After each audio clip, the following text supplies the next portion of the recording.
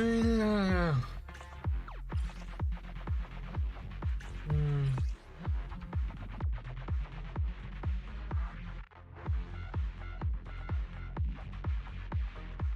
is really weird. I'm gonna lock it.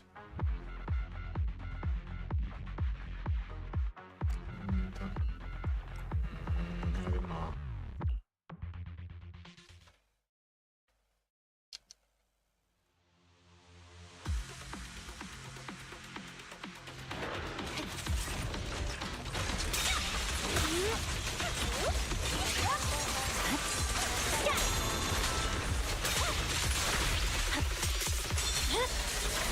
Weakling. I see it.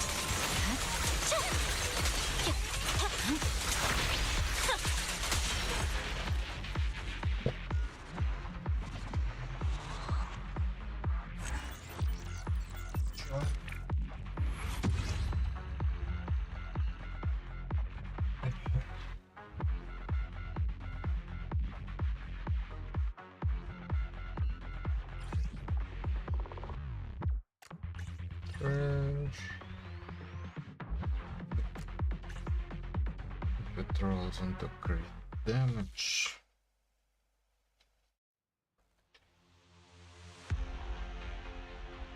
And has touch. But your song needs everyone to go.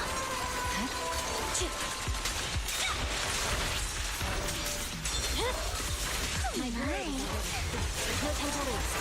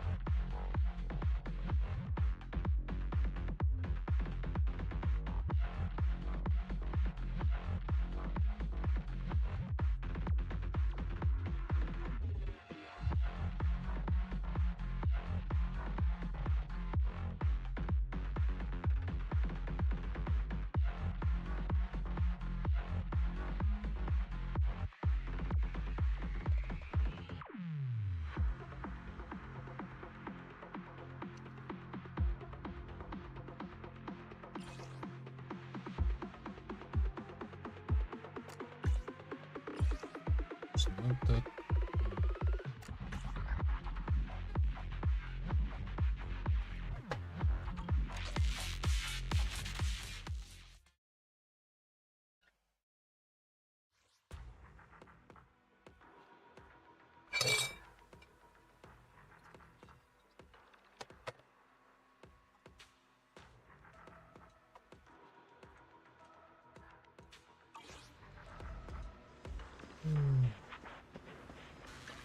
This is the path I follow. Asset confirmed. Preparing to move out.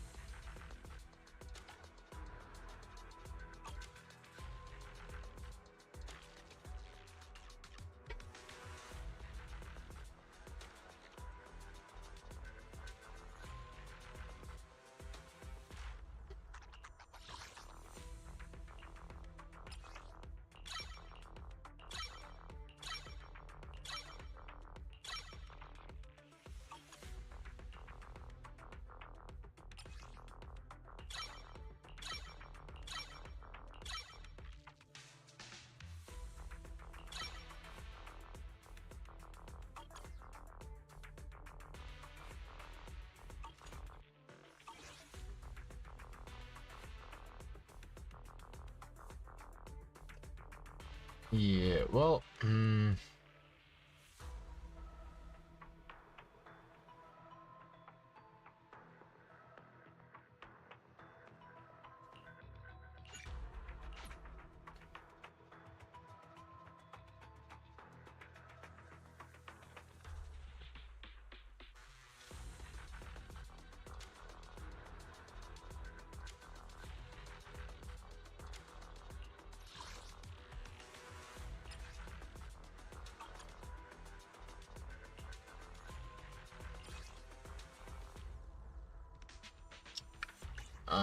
gonna wait a bit. Let's not do it today. Today I have limited time to do stuff. Yeah. Wow. It's like I'm. How am I gonna spend it on?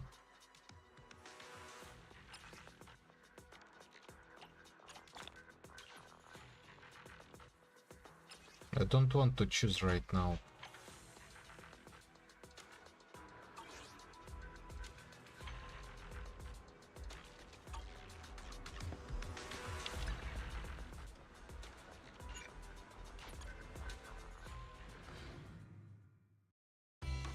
Coffee isn't just for the early birds. It can also be for the night owls.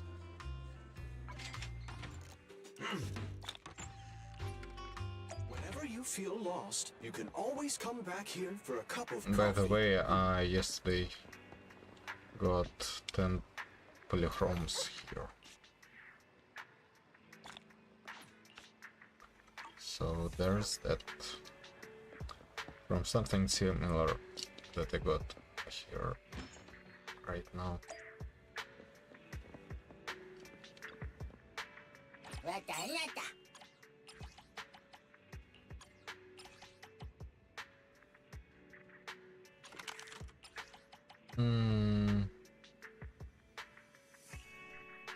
Nicole.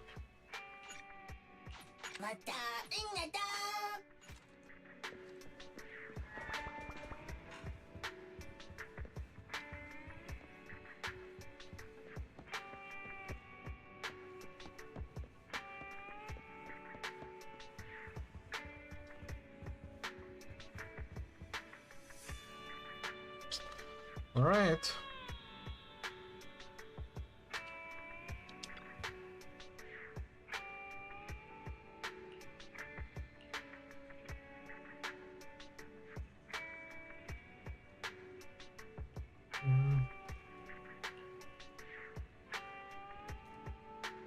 Mm-hmm.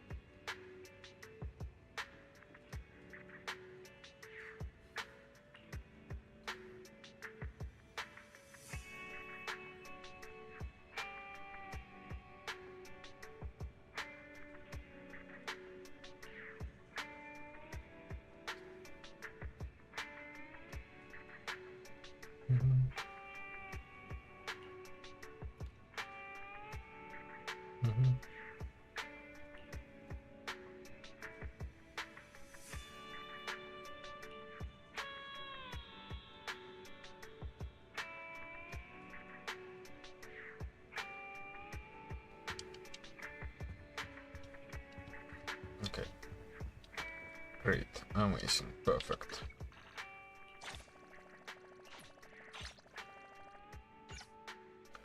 Those are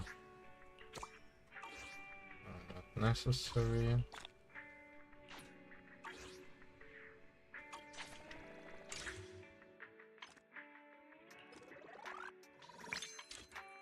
Yay.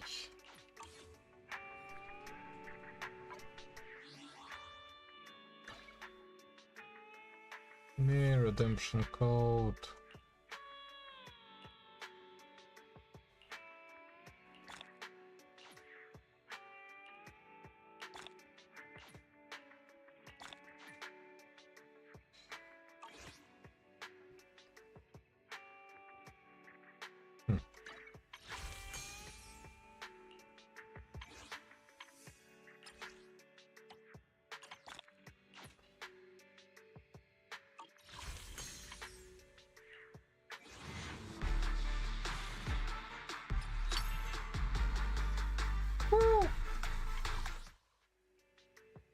not sure if it's good. Actually. Hmm.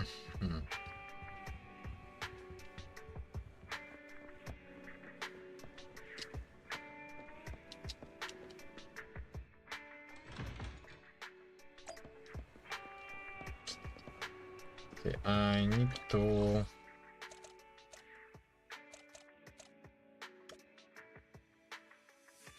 go spend some resources. Куда пост?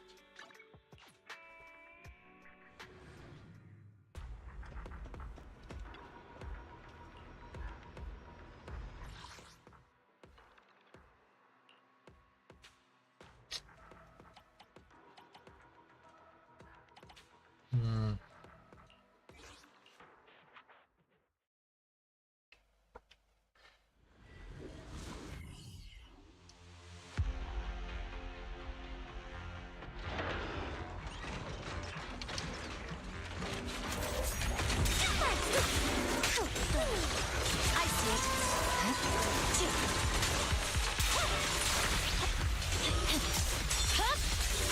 My blade is already sheathed.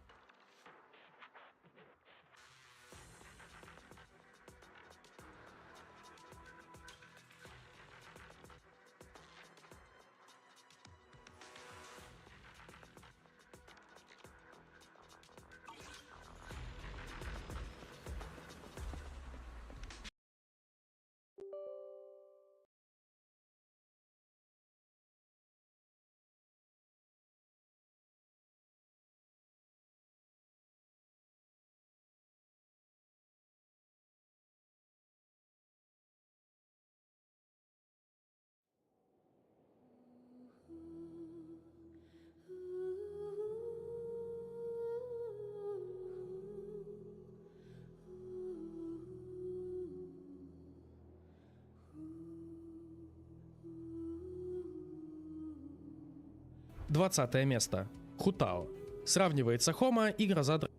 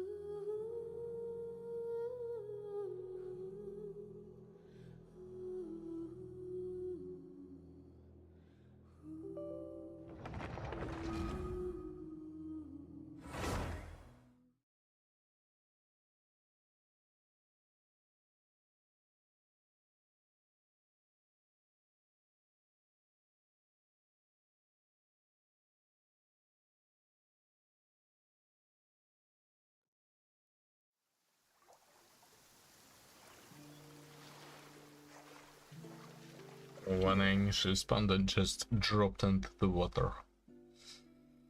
Unfortunate that they just fucking removed every Oh, you're mention of dripping the wet. servant from That must be existence. uncomfortable. Let's take a break. I'll use my fire to dry you off.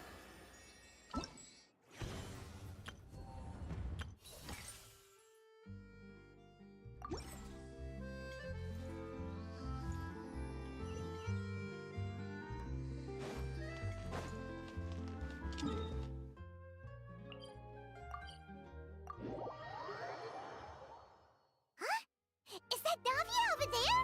Oh, it's been a while. Let's go say hi.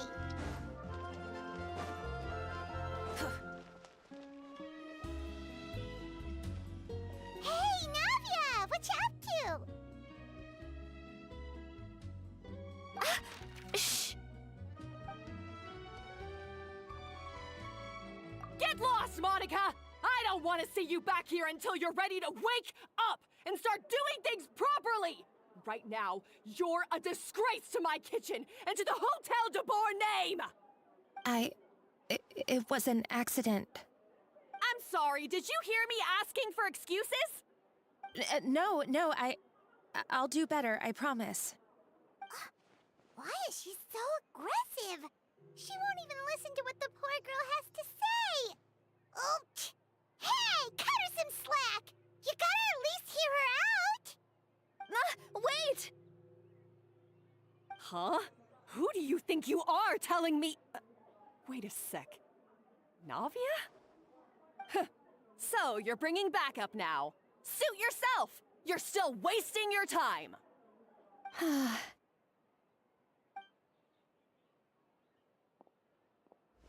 Savannah, is this how you always treat your staff?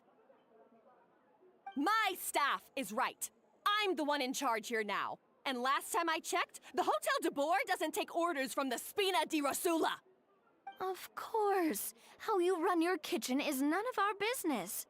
But when a member of your staff is so overworked he becomes gravely ill, that most definitely is our business. We're going to stand up for him, whether you like it or not. Overworked? I've said it before and I'll say it again. If Fermon can't handle the job, then tough luck. There are plenty of other capable people I can hire instead. But Philmont can do the job, he just... Monica, back inside, now! Huh? But you said I shouldn't come back until... Just do as you're told, and not another word out of you! Come on, we have work to do! Wow, what a horrible person. Sorry. looks like I've dragged you into some drama again. Her name is Savannah. She's the new head chef at Hotel de Boer. Ever since she took the job, she's been enforcing a brutal work regime and putting a huge amount of pressure on her staff. One guy was so overworked, he collapsed from illness. He's been bedridden for days, and he can barely even talk properly. I'm sorry. I'm sorry. It's all my fault. I don't deserve to be a chef. At his family's request, the Spina di Rosula is trying to mediate on his behalf. We're not exactly making a ton of progress, as you saw. Savannah is adamant that Vermont's exhaustion and illness have nothing to do with her or how she's been running her kitchen. She's refusing to have any kind of meaningful dialogue with us. Our next thought was to talk to the other chefs at the restaurant and get a better idea of their working conditions.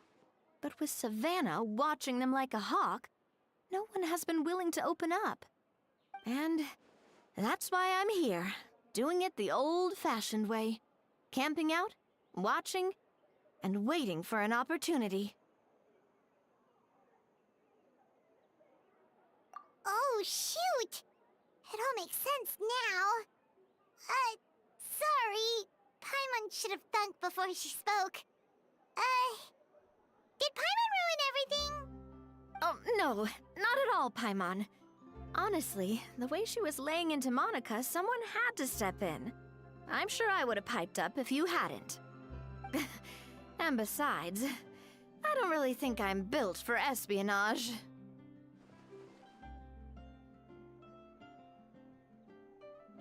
Yeah, meaning it's gonna be all the more difficult to get the inside scoop now.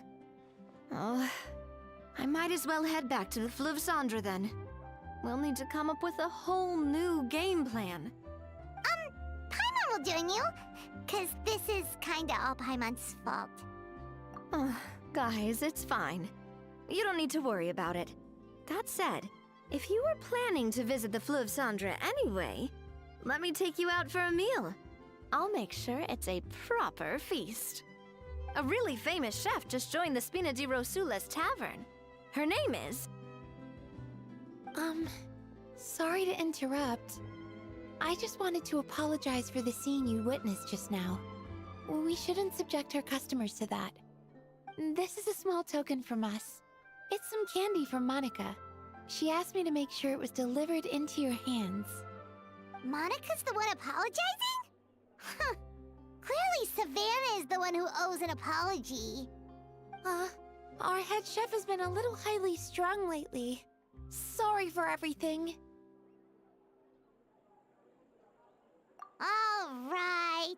Since there's candy, Paimon will drop it. Not the candy. Thank you for understanding.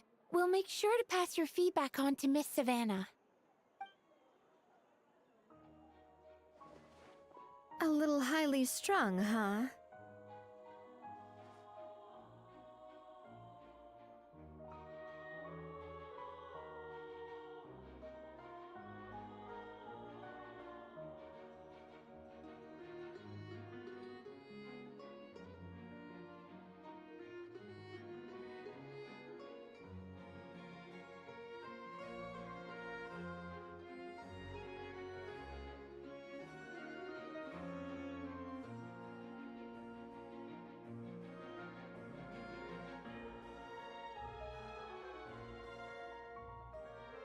Paimon doesn't get it. How did someone like her even become head chef? Well, according to Fermat's family, she hasn't always been like this. But that's a story for another time. Let's try this candy. Oh, Paimon totally gets it. Come on, dig in! Huh? Hold on, there's something written on the wrapper. Find... Escoffier?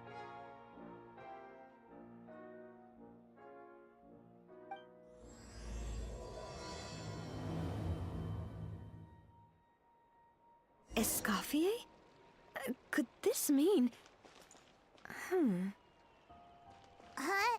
You know that name, Navia? Yeah. Let's stick to the plan and go back to the Fleuve Cendre for now. That's where we'll find Escoffier anyway.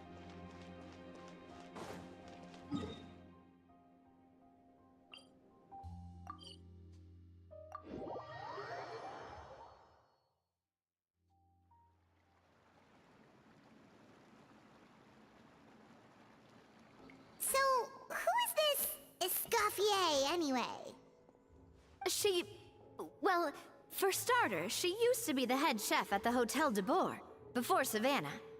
She recreated the legendary Gâteau de Bourg and restored the restaurant back to its former glory. Safe to say, she's the most renowned head chef in the Hotel de Bourg's history, after the culinary genius Modeste himself. Gâteau de Bourg? That's the super exclusive cake that they only sell a few slices a day, right? Wow. Why the heck would she let Savannah take her place? Well, apparently, the Hotel de Bourg was reported for a safety incident. Someone claims that the kitchen was adding an illegal substance to their menu. But none of the chefs had any idea how it could have gotten into the food. In the end, Escoffier decided that as head chef, she should take responsibility. And she was sent to the Fortress of Meripede. The Fortress of Meripede?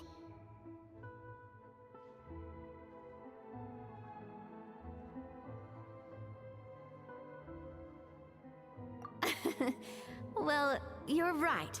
The quantity of the substance they found was fairly minimal. Even the guards believed the whole thing was probably just an accident. Escoffier didn't have to stay in the fortress for long, but still, by the time she returned, the role of head chef had already passed to Savannah. So that's what happened. Paimon still thinks it's really unfair. Even though Escoffier is no longer head chef at the hotel, she's still well respected by the staff. So, I'm guessing what Monica wants is for us to convince Escoffier to try and negotiate with Savannah on the staff's behalf. Oh, Paimon gets it! Monica wants Escoffier to come back and kick Savannah out! It's simple. If the new head chef is stressing everyone out, then the solution is just get the old one back. Well, about that... You thought cream of mushroom soup was ready to serve after 3.5 minutes on the stove! You'd have had more sense serving hot water with ice cubes. At least then you wouldn't have wasted all this perfectly good cream and mushroom! What do you say, Hilaire? I'm sorry, Cream. I'm sorry, Mushroom. As you can see, Escoffier is that kind of chef as well.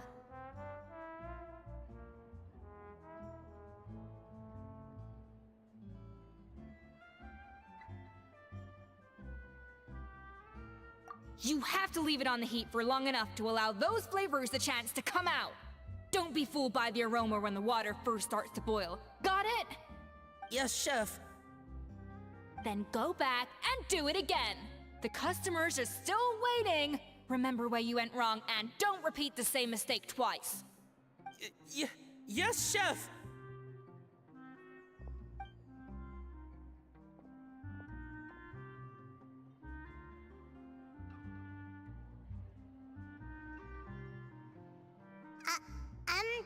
Excuse us, Waiting to be served?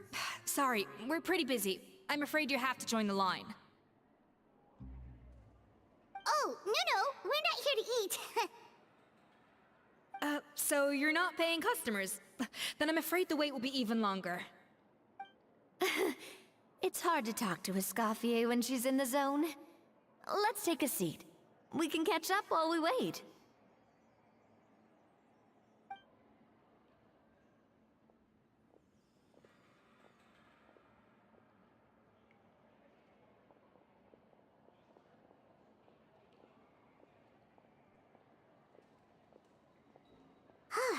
Looks like the rush hour is finally over.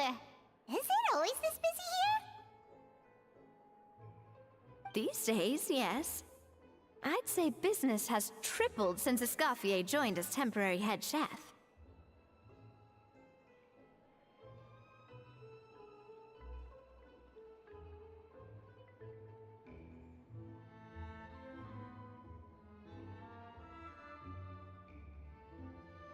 Well, in her words, the Hotel de Boer doesn't need her anymore. It doesn't look like she's got any plans to go back. I guess I'll be heading off then. Wait, take these home with you. We can't serve them now, and there's no sense in letting them go to waste. Oh, thank you, Chef. For what? Like I said, I just don't want them going to waste. Oh, and tell Fiamma to get well soon, so you're not running yourself ragged every single shift.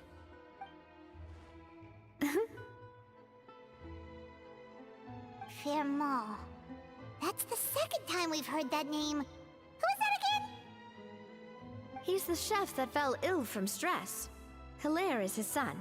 And with Mom stuck at home taking care of Dad, he decided to pick up some work to help pay the bills. Escoffier knows their situation, so she's been making some extra food every day for him to take home. Hey, I heard that, Navia! I've told you before, no one's making extra food. Hilaire is making blunders in the kitchen, and I can't serve his failed dishes, so he might as well take them home.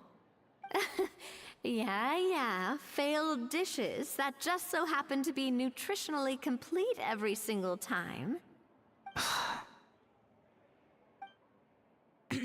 So, you two must be the world-famous traveler and her companion, Paimon, yes? Is there something I can help you with? Oh, so you know us already. We'll skip the introduction then. We're here to talk about Savannah. Oh, I certainly am. The Spina's headquarters are right next to the tavern. And I've lost count of the number of times Navia's come to pester me about it. But I don't work for the Hotel de Boer anymore. And being ex-head chef doesn't give me the right to interfere with that business. Besides, I'm the one who persuaded Savannah to take the job in the first place. What? Well, she was a much gentler person back then. A little timid, even. She wasn't at all confident that she was the right fit for the role. That's hard to believe. Are we definitely talking about the same Savannah here? Honestly, I do wonder if she's just emulating me. I mean, I'm not the most pleasant head chef to be around either. Anyway, suffice to say that given the history between us, it'll be tricky for me to tell her she's doing her job wrong without coming across like a huge hypocrite. Fiamma and the others probably think that Savannah gets it all from me. I wouldn't be so sure about that, Escoffier. Look at this note we got from Monica. She mentioned me. Whatever shortcomings you feel you have, it looks like Monica still trusts you. As for the others, well, how can you know what they think unless you ask them? Monica. Plus, it's not like we're asking you to storm in there and raise hell. We're only in the initial phase of our investigation. All we're trying to do is get the other chefs to open up to us. Oh, Monica. Oh, Monica! Escoffier? I can't believe her! Powdered sugar is supposed to be applied sparingly. Look at all that on the wrapper. It's thicker than the sole of my shoe. Unbelievable! I won't stand for this. She has to learn. Come on, we're going. Wait, so now she's, Let's go catch up to her. We don't want to keep her waiting.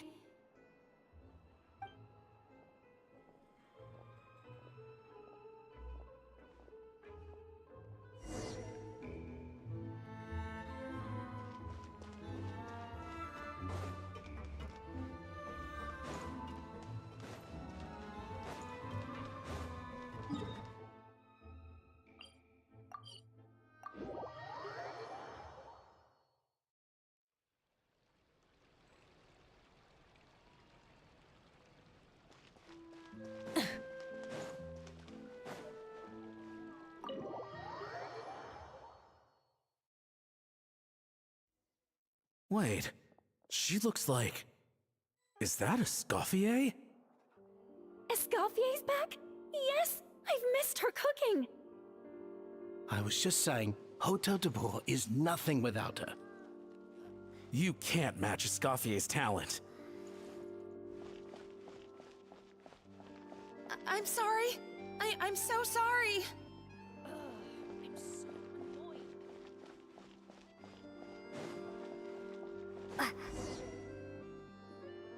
I'm sorry, I'm so sorry. I messed up your order. Oh, I wouldn't go that far. Maybe the taste is a little off, but if you hadn't brought it up, I don't think I would have noticed.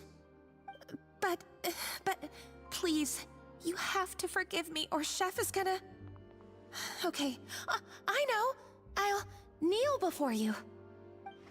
What the heck? Get up, Monica! Can't you see that you're just making your customer feel more awkward? Escoffier? If you want forgiveness, then do what any self-respecting chef would do. Make the dish again. And this time, get it right.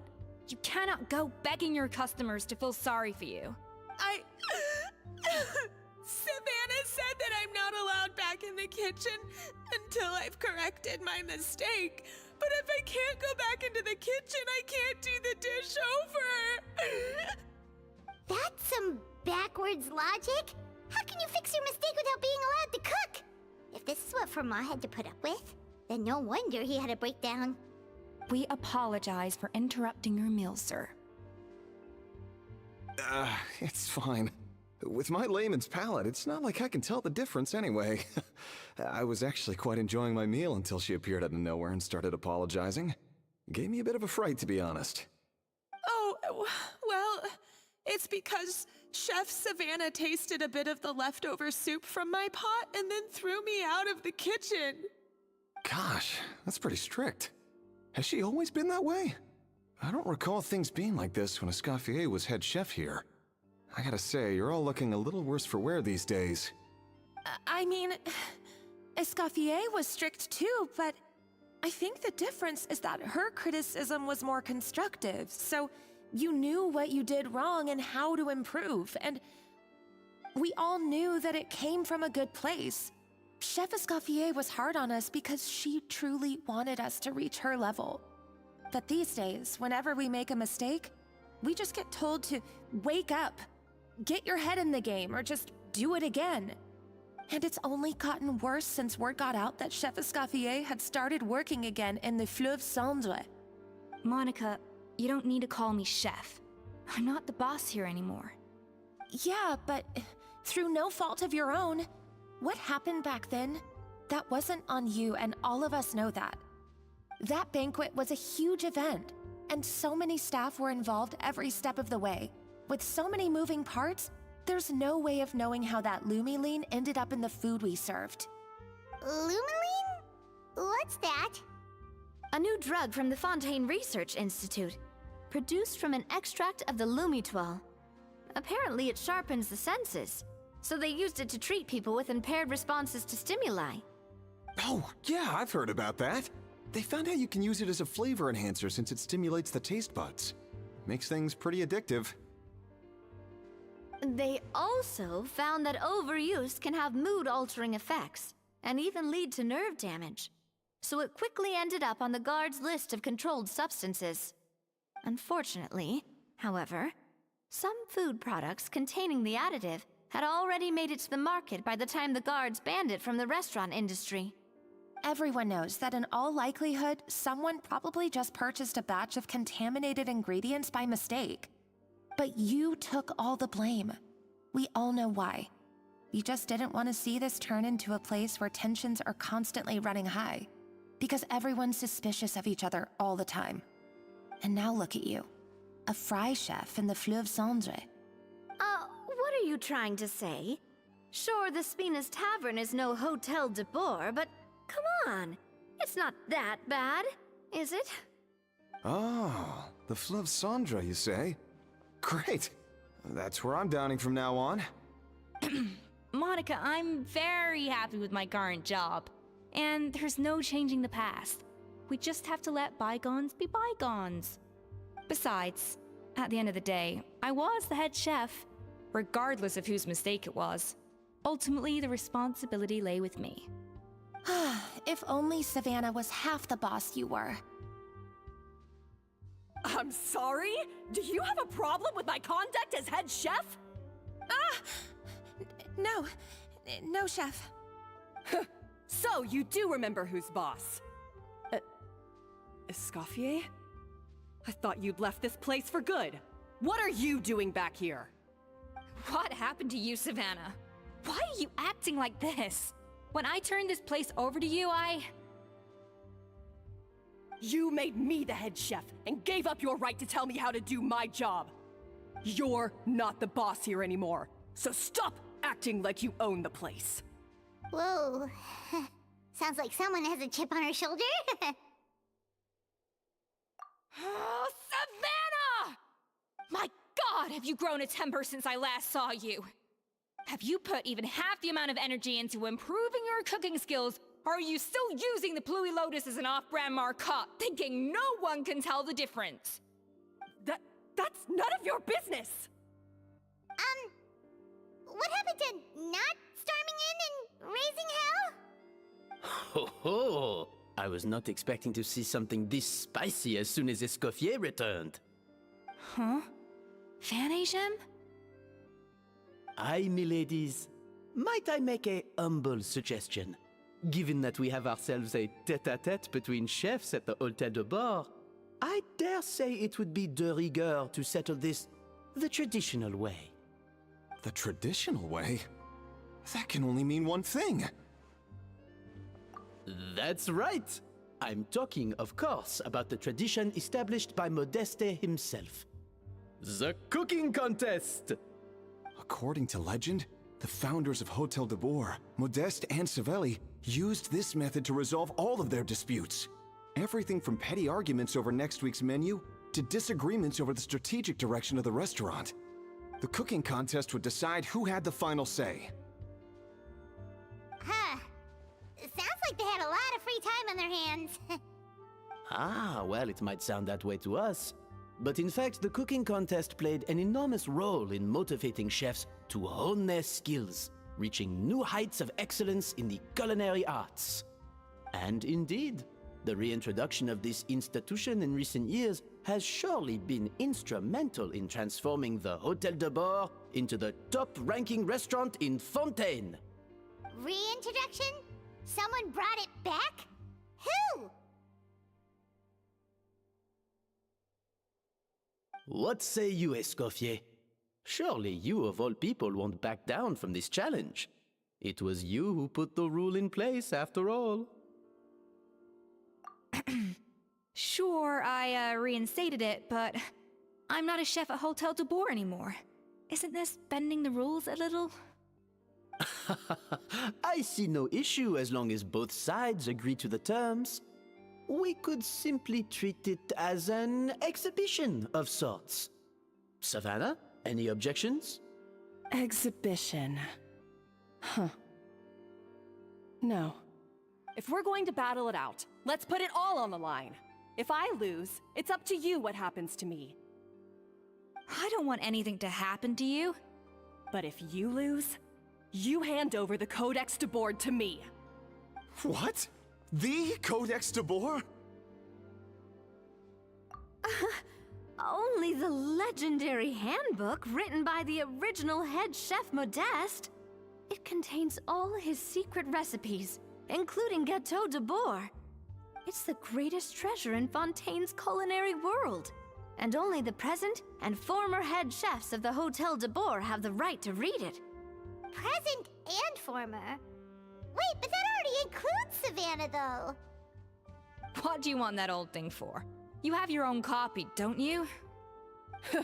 Don't take me for a fool. You know perfectly well what I mean. I want your copy, the original version, the one you took with you when you left us. I'm sorry, I must be missing something. You know, there's no difference between the original and the copyright. They contain the exact same recipes. Stop trying to change the topic. What's wrong, Escoffier? Scared you're gonna lose to me? Or are you scared of me getting my hands on the original codex? Savannah, you may remember that we gave her the original as a parting gift to thank Escoffier for her years of service. Asking for it back feels a little, Oh, I'm sure it won't be an issue, as long as both sides agree to the terms.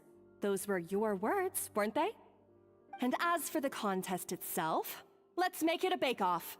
Gâteau de Bourg, per the recipe in the codex. Well, Escoffier, you against me. Are you in or out? You sound surprisingly confident. Alright then, let's see how much you've actually grown. I hope you surprise me, Savannah. I'd hate to find out that all you've learned after this long is how to chew people's heads off. Believe me, I'll show you. Escoffier, are you sure this is a good idea? You accepted her terms a little hastily. Oh, it'll be fine. Let's head back to the Fleuve Cendres so I can get prepping. I can't believe I got to witness that firsthand. I only stopped by here for a quick meal. I definitely got my Mora's worth today. I do apologize. This whole ordeal reflects rather poorly on us. I'm afraid it's not quite that simple. The Hôtel de Bourg runs as more of a partnership, you see. It was founded by two friends, Modeste and Savelli, and it's been that way ever since. So, while I am technically Savannah's boss, it's not really my place to interfere with the business of the kitchen. To be perfectly honest with you, that's part of the reason why I suggested a cooking contest. If Escoffier wins, it would be the perfect opportunity for her to talk some sense into Savannah. Or, of course, if she wanted to return, then... but anyway, I'm getting ahead of myself. Whatever the outcome, this contest will hopefully serve as a turning point for us. Please, pass on my best wishes to Escoffier. I must say, Savannah surprised me with her confidence. Does she really believe she can best Escoffier in the kitchen? I thought she was just blowing off steam when she first raised the idea to me. Okay, yeah. This accent, by the way, I love it. Feels natural.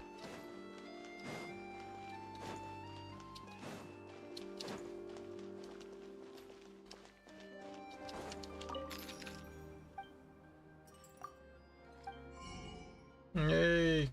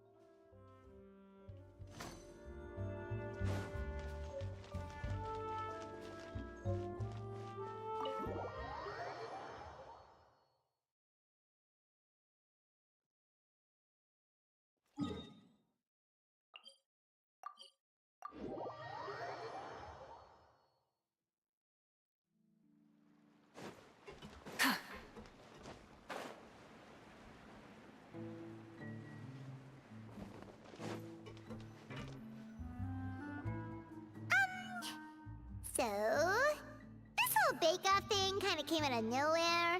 Was it really sensible to just go along with it? Well, I got a sense that she's holding something back.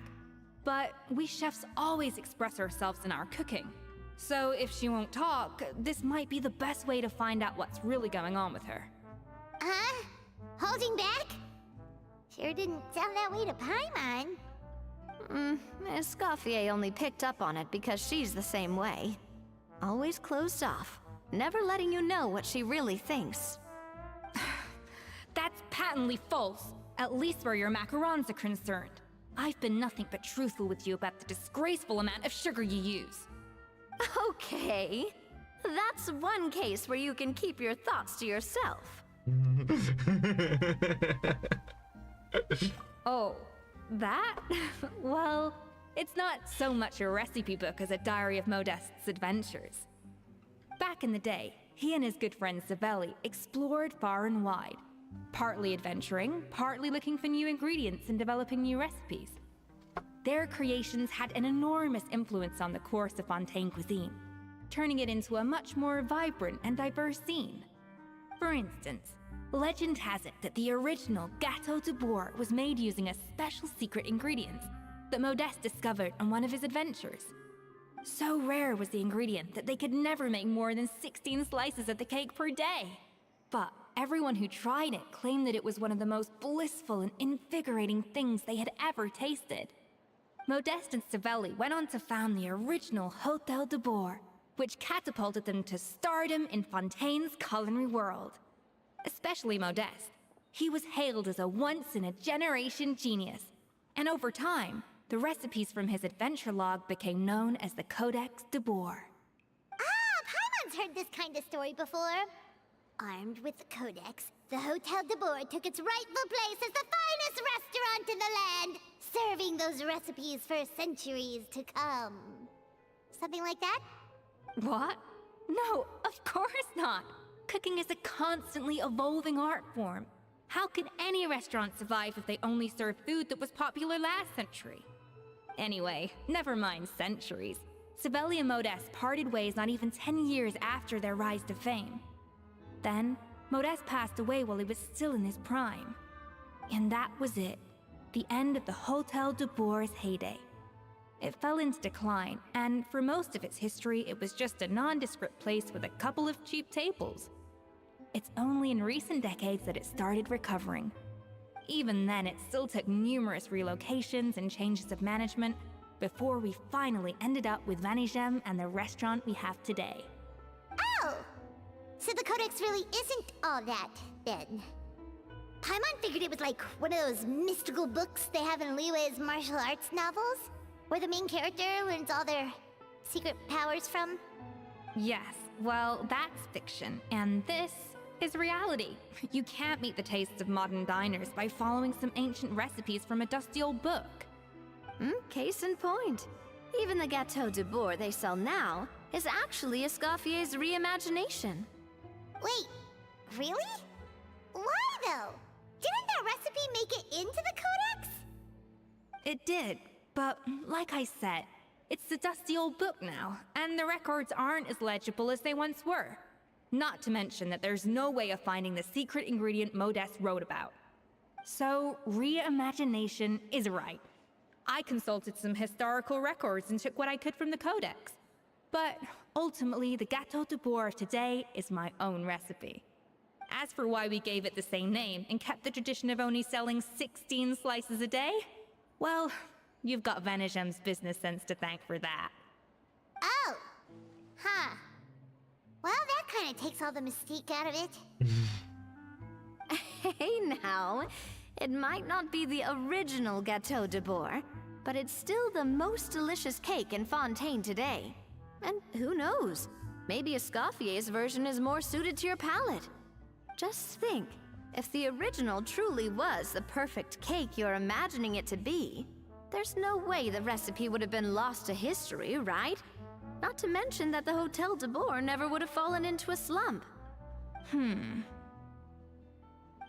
Anyway, before I left my role as head chef, I made a copy of all the recipes from the Codex, including my own improved versions, and turned them over to Savannah. So why is she so interested in the original copy? Could it be a symbolic thing? Like, whoever holds the original Codex de Bourg is the true head chef? Well, it was clearly precious enough to give to Escoffier as a parting gift. Meanwhile, Savannah only got a copy. Maybe from her point of view, it's like management doesn't truly see her as being worthy of the role. You think so? The only thing is, it was her suggestion to gift me the original in the first place. Well, a joint decision by her and Vanigem. But still. What? Huh. Guess she's had a major change of heart since she became head chef. Yeesh. Who knows? We could speculate forever. Better to just let our Gato do the talking. It means besting her in this bake-off, and then getting her to explain herself, even if I have to beat it out of her with a spatula. However much she's changed since we worked together, I believe that she still has her chef's pride. And if she respects the art, she'll respect the outcome of our contest. Well, I'm confident that you and your spatula can get justice for Froment. All you need to do now is win the contest. But that should be a breeze for you. Let's not get too ahead of ourselves. Gâteau de Bourg is very complicated to make. Usually, it takes 3 chefs working in tandem to cover everything. Now, if I had to push it, I could probably do the work of 3 chefs myself. But I'd prefer to play it safe if I can find a couple of assistants in time. Well, that's easy. The 3 of us are veterans in the kitchen. You just need to pick 2 of us. Well, I have heard the Traveler is an accomplished cook, as well as a warrior. But be warned, I will hold you to exceptionally high standards. Think you're up to the task? Oh, count me in too. I've spent weeks perfecting my macarons after your scathing review. Even if it means competing against the Traveler, so be it. I'll show you what I'm made of. Confident. I like it. Alright, let's start with some elementary mise en place. Show me your knife skills.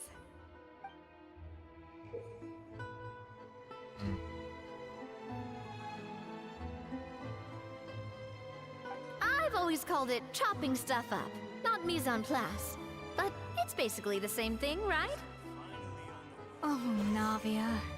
The difference in your case is that mise en place is chopping stuff up without sending... Looks like you found that easier than I expected.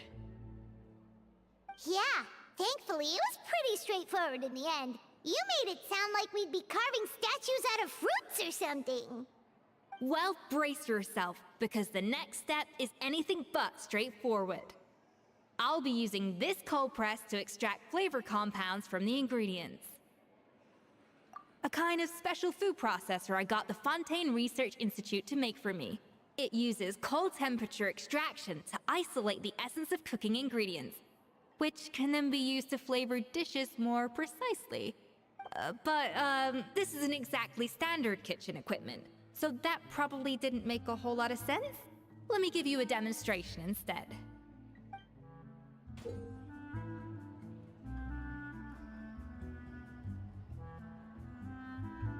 Custom-made equipment from the Fontaine Research Institute, huh?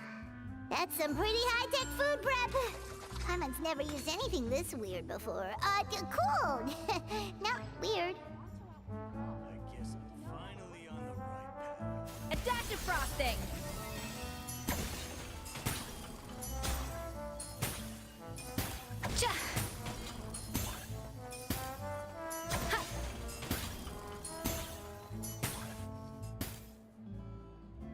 And done. These are the flavor compounds extracted from our ingredients. I processed all the fruit you chopped up earlier. Wow! Even the smell is so much more concentrated. What next? Do we add all this stuff in? Absolutely not! Throwing everything in at once will ruin the balance of flavors. We have to go slowly and carefully to calibrate the exact flavor we want. I'll demonstrate again. Now, watch closely.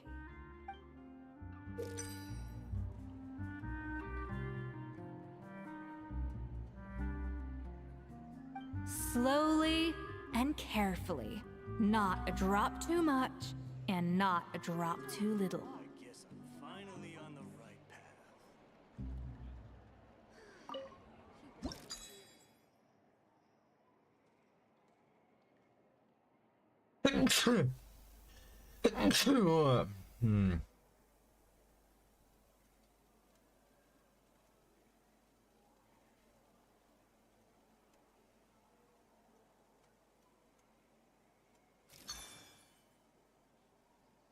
Oh. That's how it goes.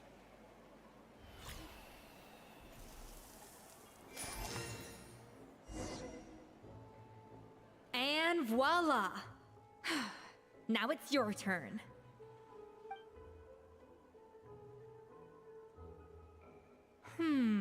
Not terrible.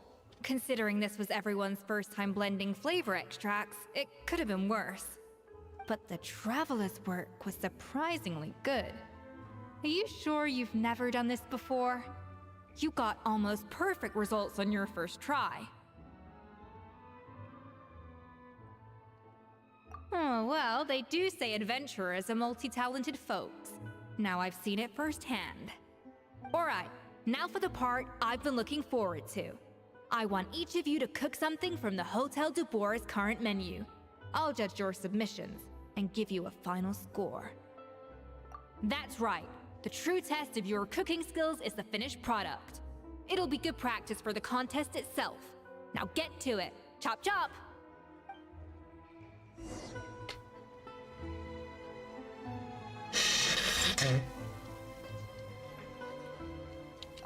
How's it going? Have you picked a dish yet? Choose wisely. I expect you to present the most delicious thing on the menu.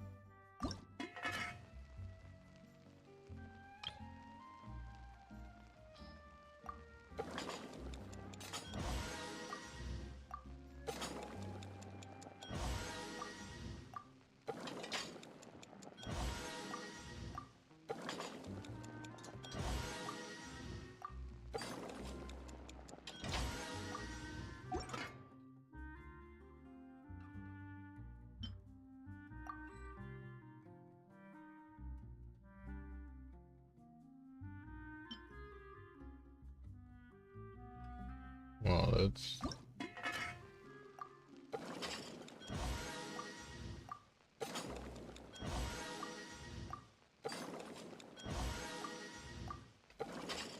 pretty chill.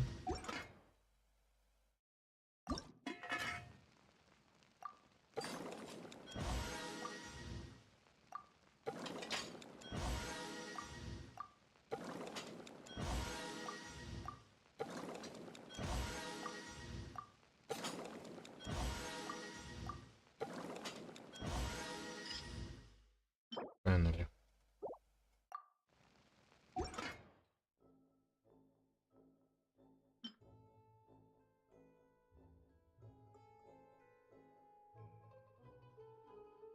Max HP energy recharge. Yo.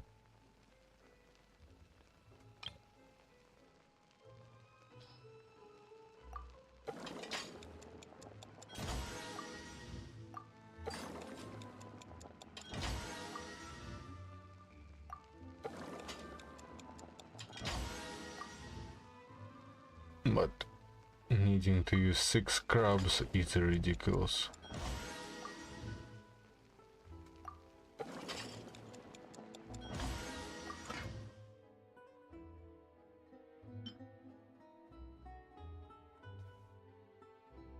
Blubber cream. Wow.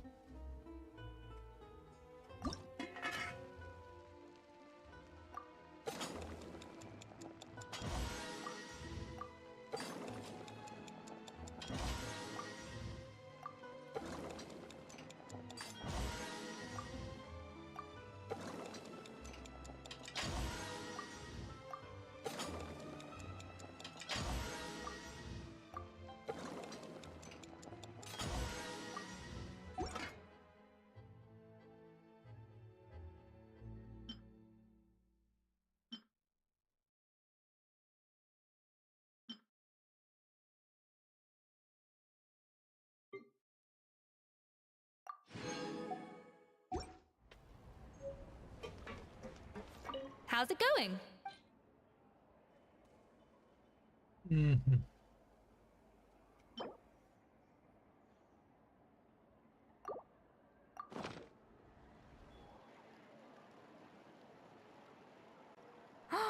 Look at that!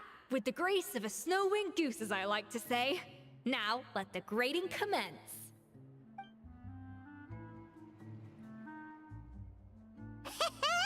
Pretty good, right? Not to brag or anything, but Paimon's a bit of a connoisseur when it comes to la food. 6 points. Out of... What? Oh, well, fair enough. Paimon doesn't cook all that often, so as long as it's a pass. That's 6 out of 100. What?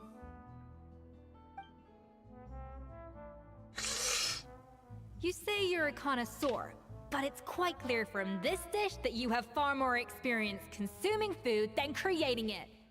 By that logic, I suppose you think listening to Lady Farina on repeat every day would make you an opera singer. Aww. Me next. I'll have you know that this batch of macarons has 2 whole tablespoons less sugar than my previous ones. So you went from 12 tablespoons to 10? Well, it's nice to know you actually measured it out. Because it tastes like you just threw in whatever was left in the jar. 6 points. Aww.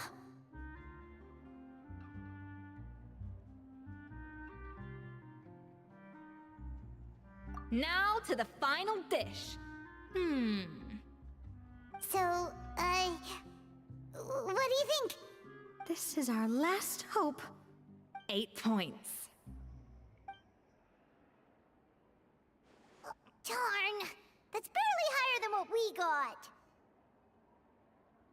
Not exactly. The color is spot on. Beautiful aroma. Excellent presentation. I have to give this one 8 points out of 10. Maybe even 9 points. Huh? How did you pull that off? Don't get me wrong. There's room for improvement. But still, this is clearly the work of an accomplished chef. I can tell that you've put many hours of work into honing your skills in the kitchen. I can really taste the grace of the snow-winged goose in this dish. The traveler's journey, with all its trials, tribulations, and setbacks. Not to mention the frustrations of having a picky eater for a partner. Hey, you made that last part up! No way did you taste that! Well, it looks like I lost fair and square. I guess you'll be taking the Traveler as one of your assistants then? But if it takes 3 chefs, that still leaves 1 slot remaining.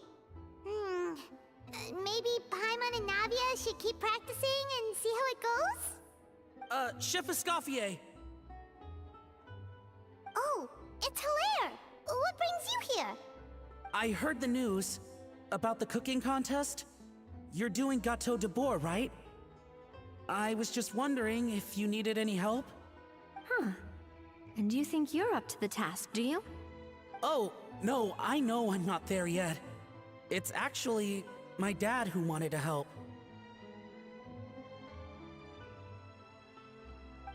Firma, last I heard, you could barely get out of bed. Chef Escoffier, Navia, Traveler, Thank you all so much for everything you're doing for me and my family. I've had enough of sitting around at home while you run yourselves ragged. If you let me, I'd like to help you win this cooking contest. Yeah, I was gonna say the same thing. Don't you worry. I'll be fine. I'm feeling much better now. I'm sorry. I know I've been rather useless these past few days, but not anymore. The fact is, I'm a fine chef, despite recent events. I've proven myself in the Hotel de Boer kitchen, so if anyone's qualified to work under Chef Escoffier, it's me. I think. I hope so. Firma, have you even set foot in a kitchen since leaving Hotel de Boer? I have not, but I'm fully rested now. I know I can handle it. I'll prove it. Let me whip something up for you right now.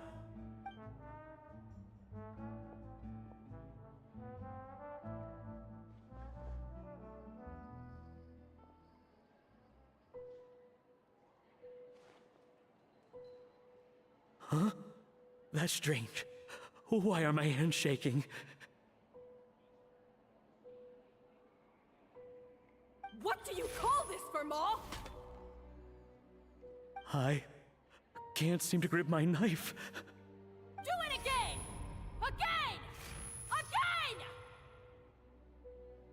Again! Come on. Hopeless. PTSD. Get out of my kitchen yesterday.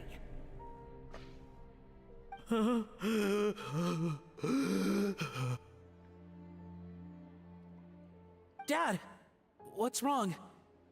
I don't understand.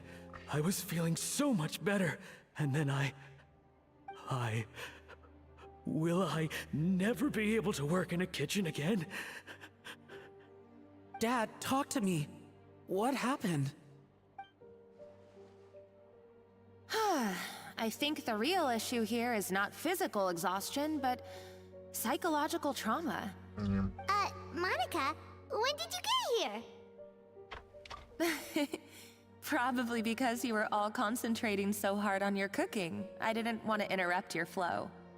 But anyway, Firma, I'm so sorry. If only I'd known how serious your situation was, I would have stood up for you sooner. You have nothing to apologize for, Monica. During those long nights of redoing every order, you were the only person who looked out for me. Oh, come on. All I did was make you some tea. I doubt it was much help. Savannah was so ruthless toward you. I probably should have brought you something stronger. She sounds like the worst. All right, another Savannah horror story. Let's hear it. She's been getting harsher and harsher on us ever since she heard about Escoffier's new role in the Fleuve Cendre. Seems like no matter what we make, she'll find something wrong with it. What is this? It looks like a dog's been at it. In the trash now! Then she orders us to redo the dish again and again, but we never know what's going to make her happy. Do it again, do it again, do it again! Every time you remake it, you just get another earful from her. Either straighten yourself out or get out of my kitchen! So now, it seems like just picking up a kitchen utensil gives me flashbacks of her yelling at me. Oh man, that must be awful. The more I want to get it perfect, the more my hands shake, and the more scared I am of making another mistake. How can you give up so easily, Firma? You weren't a quitter when you were working for me. And even under Savannah, you talk about working late into the night trying to perfect your dishes. That says to me that you still hadn't lost that determination to prove yourself. What changed? I don't know what's come over me. When I think back, I just remember feeling like my heart and my hands were growing heavier and heavier as the shift went on. Each time I had to redo a dish, my heart sank a little further. Maybe Savannah was right. Maybe I am just hopeless at this. Dad. I see. Well, it sounds like there are some deep issues at work here. ones that won't be resolved by merely seeking compensation. I will win this contest, and after that, I encourage you to approach Savannah and talk this out. But what if you can't find another assistant in time? Clearly, I'm in no state to help out. You think being one person short will ruin my chances? Let's not forget, I taught you and her everything you know. Even if I had to go it alone, I would present the perfect gâteau. Oh, well, Paimon and Navia will still keep practicing, just in case. And so will I. Yeah! And if worse comes to worse, we can always get the Spina di Rosula to put out an emergency call for chefs. There's gotta be someone out there, right? Actually, I thought maybe I could help. That's sort of why I'm here. What? Why didn't you say so? I was going to, but then... well, this is the first chance I got. You do this for us? Thank you so much, Monica. Alright, fine by me. But aren't you still working for Savannah? Joining the other side seems like a guaranteed way to put your future employment in jeopardy. I know, but it's all right. I've made up my mind. With the way things are, I can't keep working for Savannah much longer anyway. Unless I want to become the next Fermat. I'm done with sucking it up. It's time to try and turn things around. If this cooking contest can get Savannah to see the error of her ways, then I'm sure she'll forgive me for this. Well, Paimon didn't think we'd be poaching from Savannah's staff to get our third person, but there you go. Anyway, Monica's a professional chef, so nothing could possibly go wrong now. Great! Then it's settled. And to congratulate you all on making the team, I propose a Spina-sponsored meal to celebrate. Spina-sponsored? Wait, you mean I'm cooking? Well, I promised the Traveler a feast in the Fleuve Cendre. And I know how much you've been looking forward to it. Yeah! Feast, feast, feast! Alright, if you insist, then prepare for some of the finest food of your lives.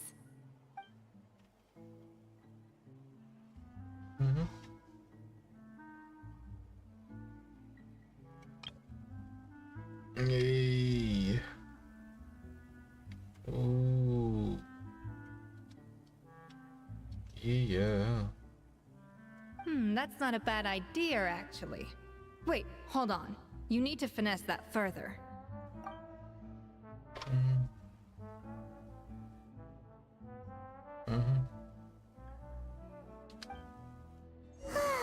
That was a dream come true. Paimon never knew Fontanian cuisine could be this good.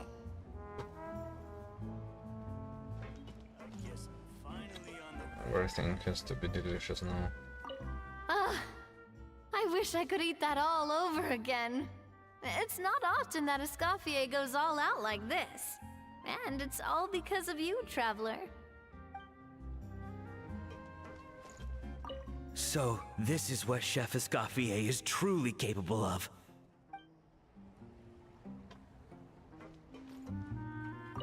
Wow. I don't know if I'll ever be able to cook as good as that.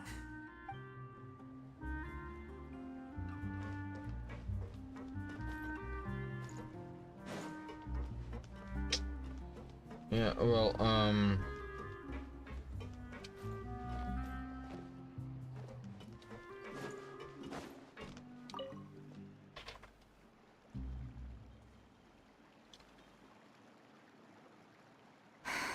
Why, Savannah? Why?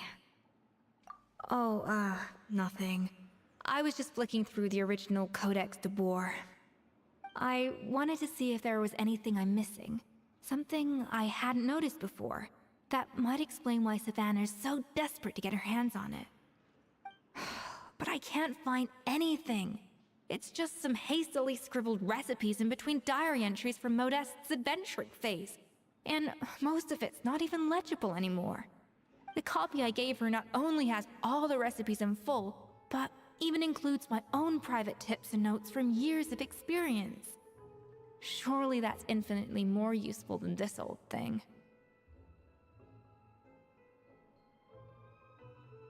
Yeah, maybe.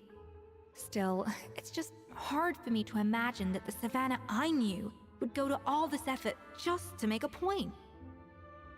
We were. At least I always thought we were. She was a little shy, but meticulous with everything and everyone she dealt with. She made a few mistakes here and there, but she was quick to correct them whenever they were pointed out. And she was always striving to improve as a chef. Those qualities are why I recommended her to replace me as head chef. I never imagined for 1 second that she'd cause Fiamma and the other staff so much grief.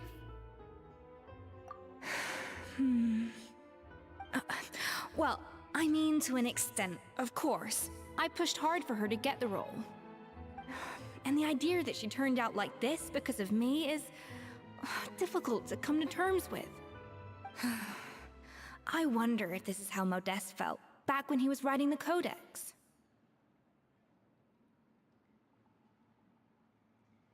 Yes, with his good friend and co-founder of the Hotel de Boer, Savelli. The story goes that after Modeste unveiled his Gâteau de Boer and was hailed as a culinary genius, he was admired and adored by all. But his newfound fame slowly drove him and Savelli apart. Unlike Modeste, whose every new creation was an instant hit, Savelli seemed to face setbacks at every turn. Doors that would swing wide open for Modeste would shut in Savelli's face. And with Modeste being whisked off to all manner of functions by his celebrity friends, he had less and less time to discuss the culinary arts with Savelli. People started gossiping about Savelli, and their relationship between the two gradually soured. Everything came to an abrupt end when Modeste, still in the prime of his life and still hailed as a genius, suddenly died from an acute illness. And that was it. They neither had a decisive split, nor got the chance to properly reconcile. Their story just came to an end. One rumor had it that Savelli actually killed Modeste out of jealousy, even as the latter was hoping to make amends. Unlikely. It's a popular theory, but there's no real basis for it. At least there are no records of Savelli ever being convicted of a crime. Still, beyond a point, there's no way of knowing what truly happened in the past. All we can do is try to make sure the present doesn't quite go as badly. And that's why I have to win this contest tomorrow. Then get the truth about everything that's been going on, even if it means cracking her open like a nut.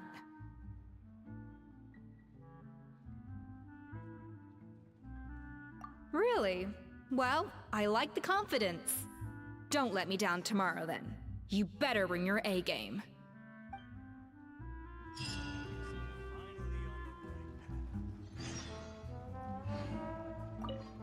Let's hope that Savannah isn't all sizzle and no steak. After all the work we put in, it would kinda be a shame if tomorrow was a complete cakewalk.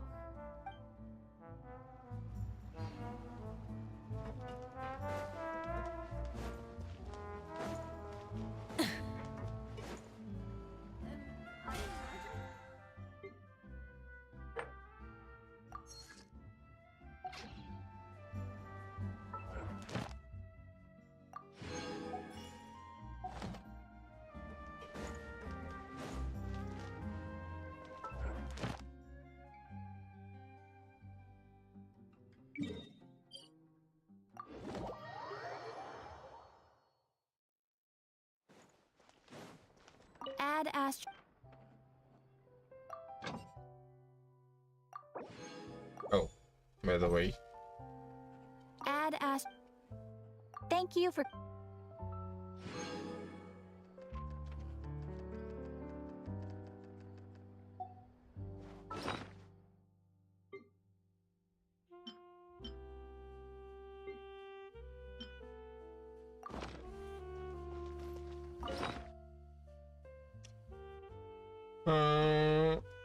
This one. Rise with the sun! Up to the freezer!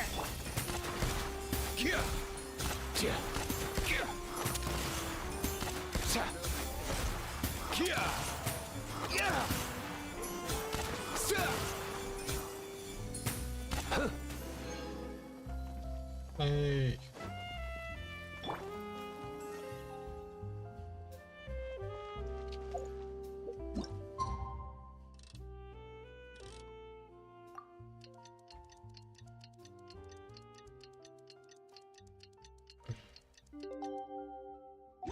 It's cooking contest day! To the Hotel de Boer! Toot sweet!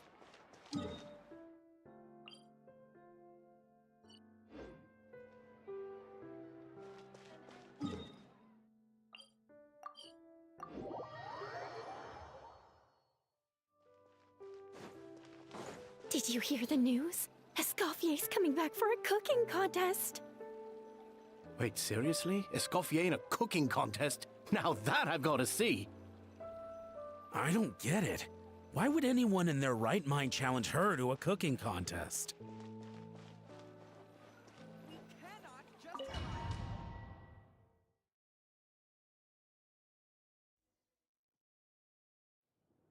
Mesdames et messieurs, welcome one and all to the Hotel de Boer and to this most exciting of cooking contests. Savannah, I've brought the original copy of the codex you asked for. Monica? Huh. In the interests of fairness, this contest will be conducted in a double-blind format. Once the dishes are complete, they will be sent to the back of the kitchen where they'll each receive a label. The labels will be placed out of sight underneath the plates, only to be revealed after the judges have sampled them and reached a final verdict. This is to ensure that no one will know which dish is made by which contestant. As one of the judges, I promise to be fair and impartial. When my meal got interrupted yesterday, I never thought this is how they'd make it up to me. Getting a seat on the judging panel is a pretty sweet deal. Both contestants have taken their positions. Then, without further ado, let the Hotel de Boer cooking contest commence!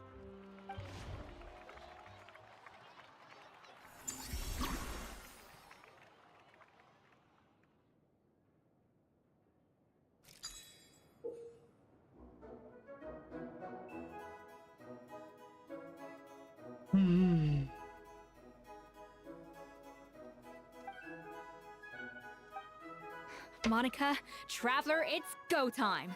Let's do this. Alphonse, Gaspar, get to work! Do not disappoint me. Looks like our two head chefs are raring to go. Like an oven on full blast, this competition is quickly heating up. That should be enough flavoring. Now hurry up and balance the flavors. Okay, what do I need? 5 and up. Crap. 4, 3.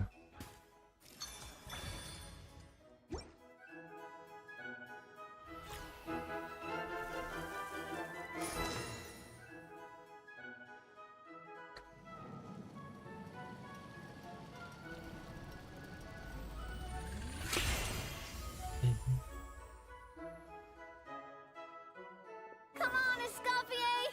Come on, Traveler!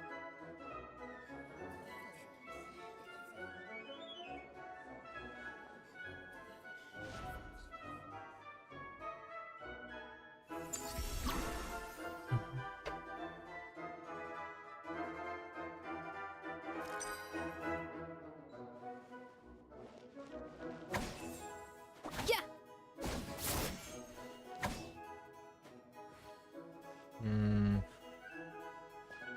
I need how much?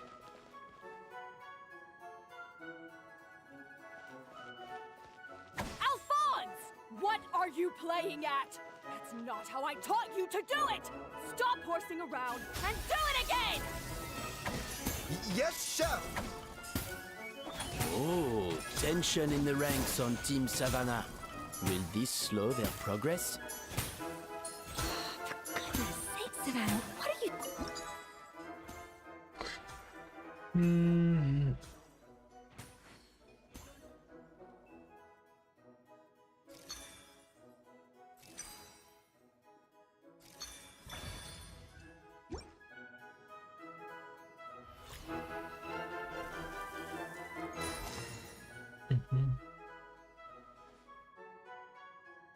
So, what do you think?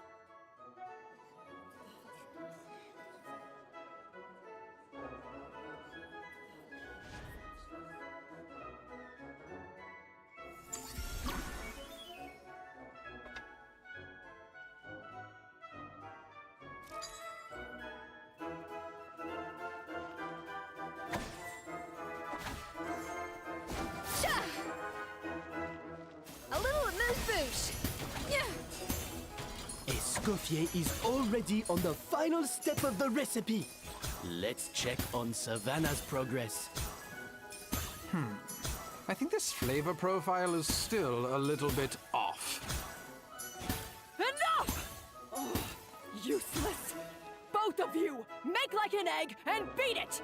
I'll do it myself. Wow! Is Savannah serious? Can she really make up for lost time working alone?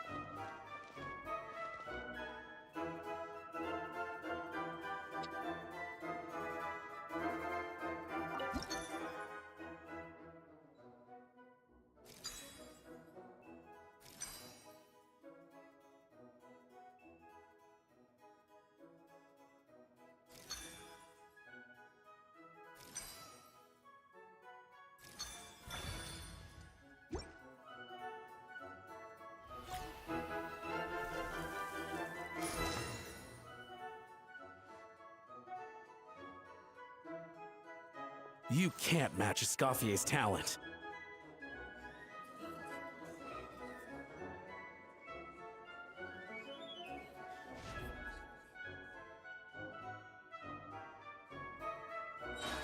I present to you Gateau de Bourg.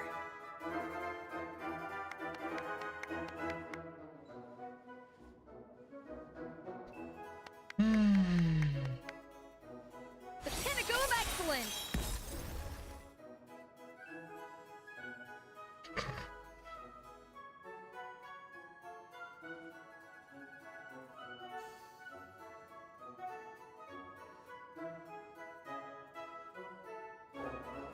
That was perfect! We were like a flock of snowing geese, completely in sync, working gracefully and elegantly together.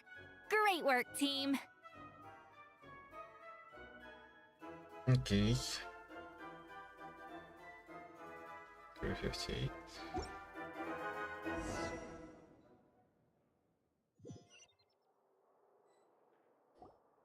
Time's up! Contestants, please take your dishes to the back.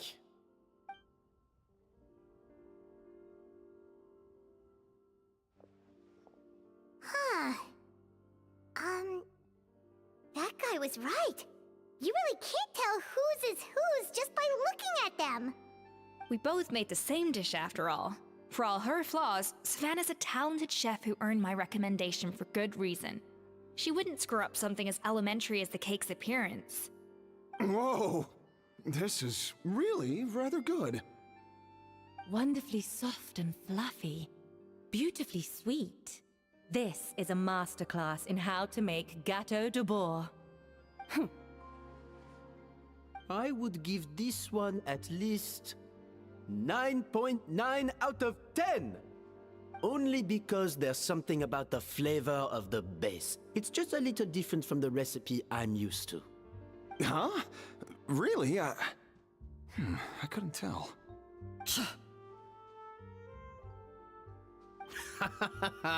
All right, on to Gateau number 2.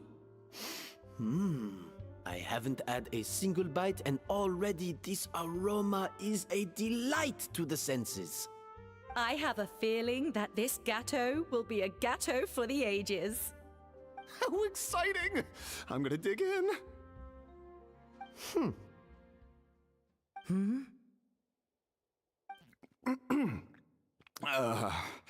I think maybe Someone got a little carried away when they were adding the sugar.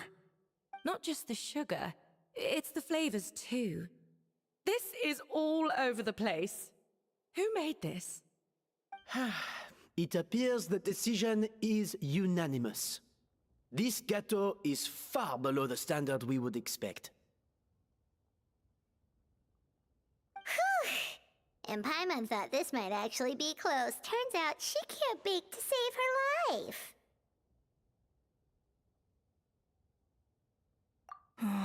Something's not right here. Savannah may not be perfect, but no way is she this sloppy.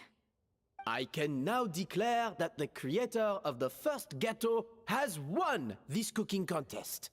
Now, all that remains is to turn the plate over and reveal the chef's name underneath. What? It's Savannah? No! That's impossible! Hey, Savannah! You cheated, didn't you? You cheater!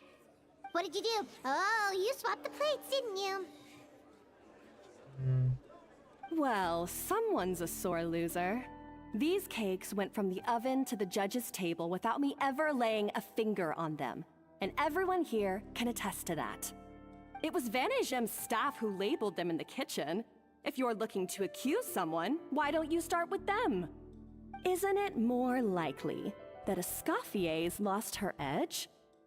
Oh, or maybe her assistants let the team down. You take that back! Judges, we demand a rematch.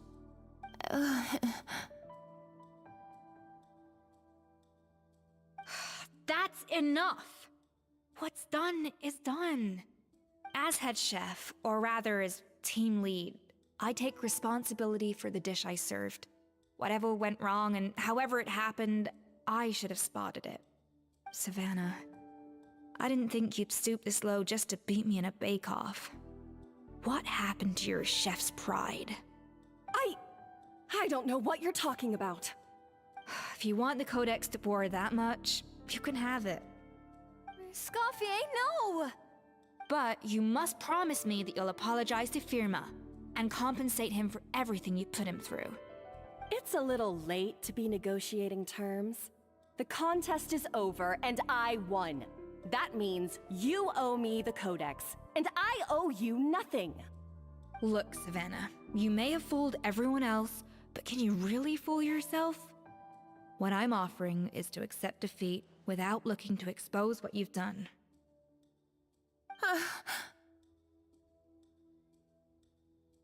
But only on the condition that you promise to stop putting so much pressure on your staff.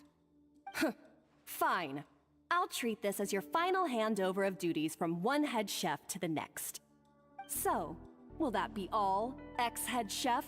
Or is there any other unfinished business you'd like to leave in my hands? I didn't mean that to be a scolding from your former boss, just a word of advice from a fellow chef and a friend. But I don't know if you're even open to input from other people anymore. I know what I'm doing.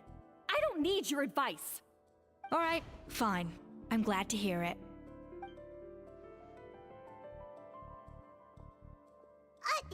Escoffier!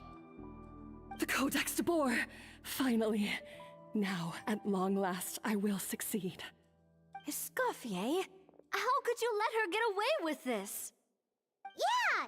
The Codex is a souvenir of your time here! Doesn't that mean anything to you? It's all right. It was just a bake-off, not the end of the world. I'm already over it. Besides, it's not all bad. She agreed to compensate Firma. That's mission accomplished for the Spina. Honestly, if I'd have known that giving her the Codex would solve everything, I'd have just done that in the first place. I mean, why bother with the whole cooking contest? It's such a waste of time and energy.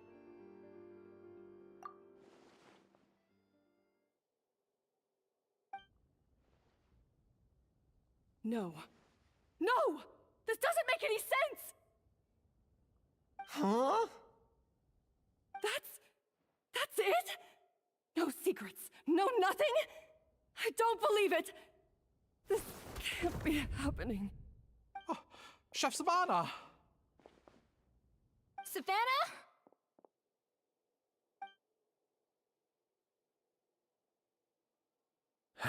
It's nothing life-threatening. Just a lot of pent-up stress and exhaustion. Oh, I knew it. Pent up stress? The truth is, however hard she might be on the rest of us, the person she puts the most pressure on is herself. Yes, there are nights when she makes us redo things over and over into the wee hours. But for her, it's every night. She'll hide herself away in the kitchen, working on new techniques and recipes, and only realize how long she's been at it when we come to work the following morning. But why? Why would she do that? Our best guess is she doesn't want to be seen as less of a chef than Escoffier. And there it is. Even so, that's no excuse for taking her anger out on the rest of you.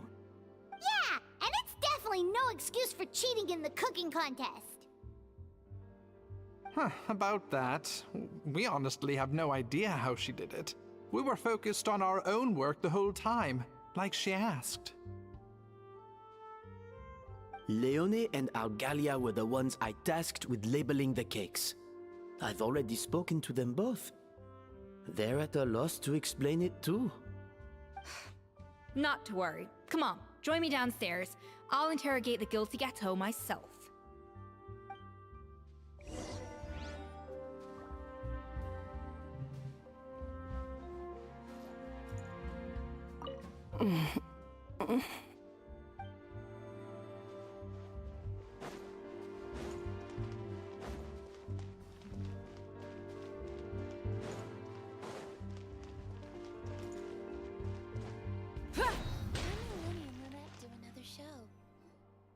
Well, how is it? Have you figured out what it was? Oh, this is aggravated assault on my palate. I'd rather eat wet cement than this. Is it really that bad? I made sure to taste test it before it was served. Oh, relax. This isn't your cake. Savannah never switched the plates. The offending flavors are coming from in between the icing and the cake base, which means someone tampered with it while it was being made. Or in other words, we have a traitor in our midst.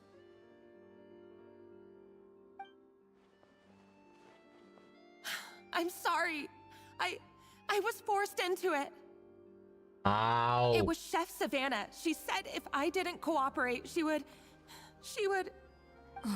Calm down, Monica. I've already accepted defeat. And if I wanted retribution, I would have brought this up when the results were announced. Whatever's going on with you, just spill the beans. There's no need to hide it.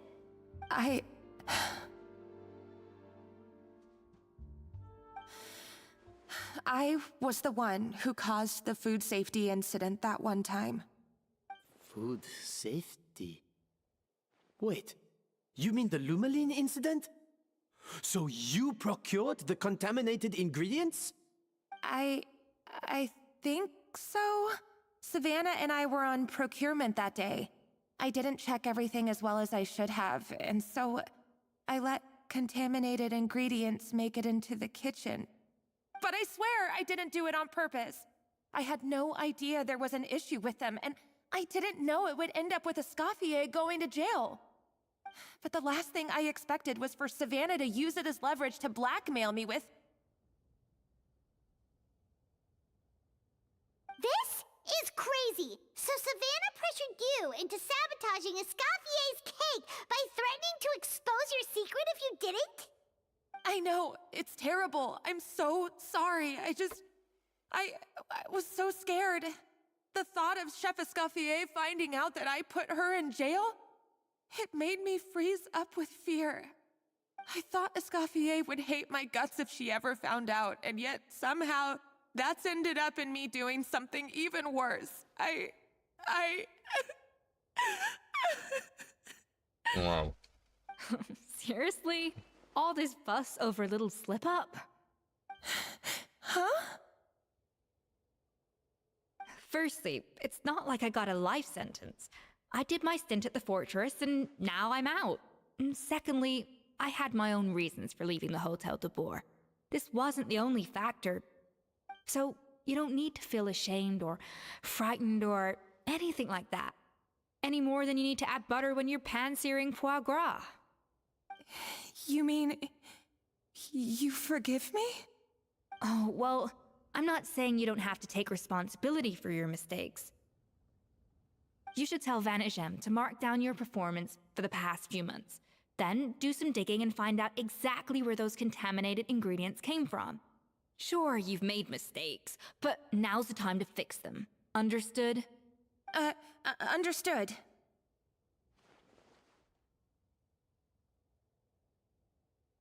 Good.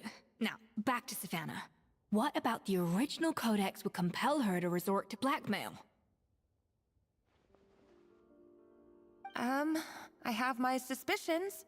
Not that I've got any proof to back them up, though. Ugh. What happened to me? I've overheard some customers murmuring about how the Hotel de Boer hasn't been the same since Escoffier left. They think our menu doesn't taste like it used to, especially our signature items. Now that you mention it, I noticed it during the contest too. I couldn't put my finger on it, but the flavor seems subtly different from how it used to be. But the difference was so small, I'm sure no one would notice it besides our most loyal customers and true dessert connoisseurs. Still, as head chef, it's easy to see why Savannah would get so hung up on it. So many times I've seen her make the cake base over and over again, late into the night, determined to match Escoffier's version. But something's always slightly off every time. Yeah, I've noticed that too. Never really gave it much thought, though. Thinking back on it now, it's clear that Savannah's been in a downward spiral ever since Escoffier left. She wants to prove that she can fill Escoffier's shoes. That's gotta be the reason. But after countless setbacks, she's getting more and more unhinged. And at some point along the way, she switched from doubting herself to doubting Escoffier. Doubting Escoffier? For what?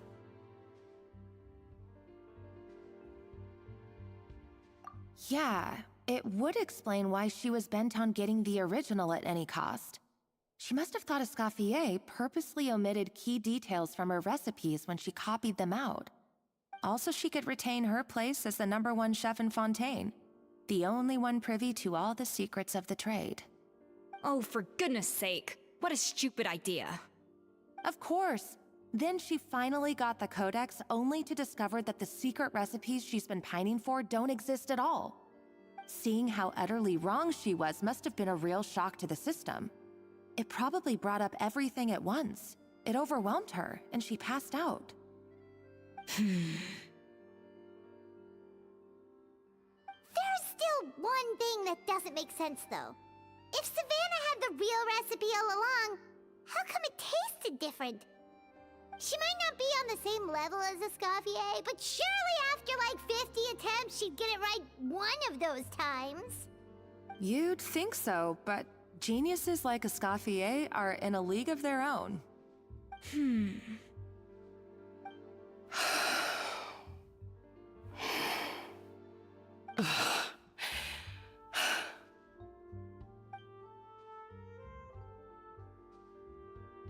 New head chef, you say?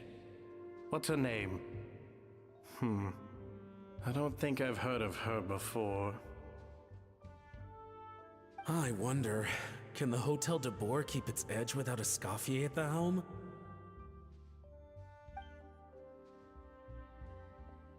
This tastes different from last time. Is it undercooked or something?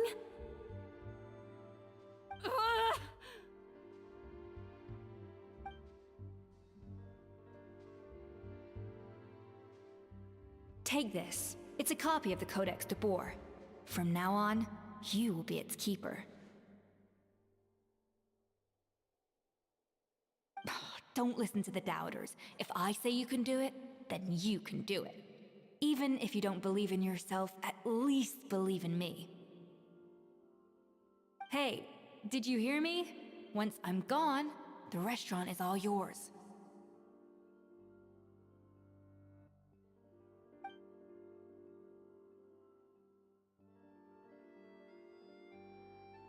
All this time, I've been blaming other people, but maybe I'm the problem.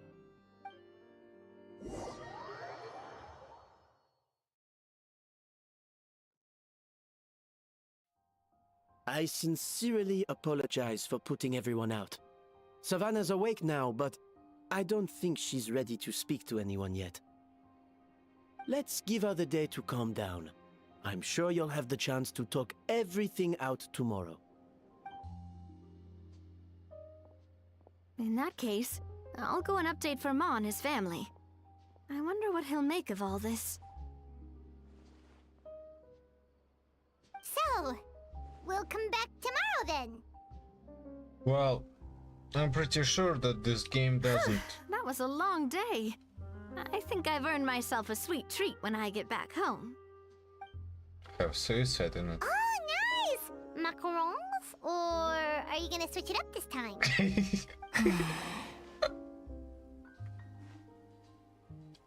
Traveler, how much do you know about the snow-winged goose? Every year they migrate long distances in search of a suitable home. There's always one goose at the front whose job is to lead the flock. Fontaine poets often use the image of that goose to explore the ideas about leadership and genius. They usually imagine someone who's a cut above the rest, a model of perfection. But what those poets don't know is that during a migration, the lead goose is always changing. Once the lead goose shows signs of fatigue, it retreats to the back of the flock and allows another goose to take its place. So the truth is that leadership, with all the responsibilities and pressures that come with it, it's something that everyone takes turns at. But we humans completely miss that fact when we project our own ideas about social hierarchies onto them. I guess what I'm saying is, I don't buy into this notion that there's some sort of gulf between normal and genius. Cooking is a science, not magic. Given the same ingredients, same recipe, and same environment, I see no reason why two different people shouldn't be able to create the exact same dish.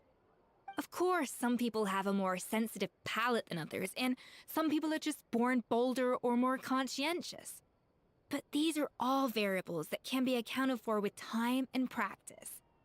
I'd have no reason to expect so much from others if I believed that perfection can only come from the hands of a genius. The only reason I hold people to high standards is because, well, I believe they're capable of greatness.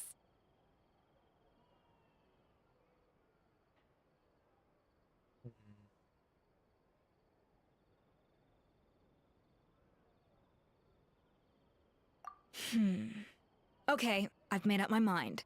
I'm gonna get to the bottom of why Savannah failed. And come tomorrow, I'll give her the scolding of her life, pointing out all the mistakes she's made along the way. Then she'll finally see the error of her ways.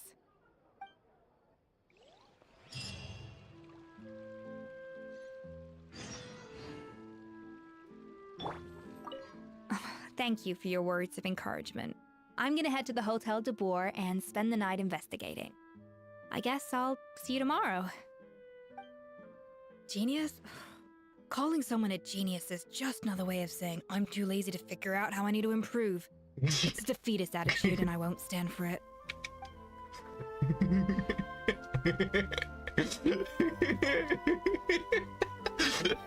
Wow. Wow. So fucking right. Man. Escoffier embodies my, outlook on life. At least outlook on improvement and all of that. There are things that... Yeah, I have the... whatever...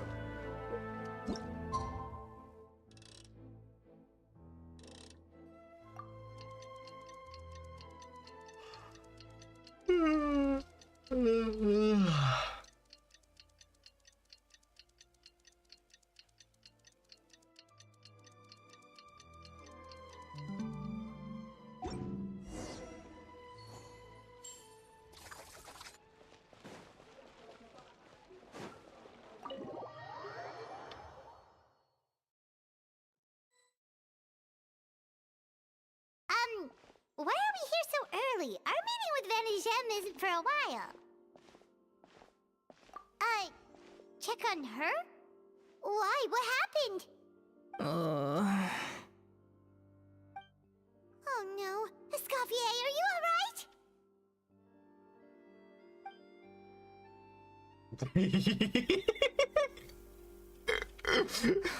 I'm fine. Just need to get some more coffee in me. Huh? What happened to my coffee? Did I really drink it all?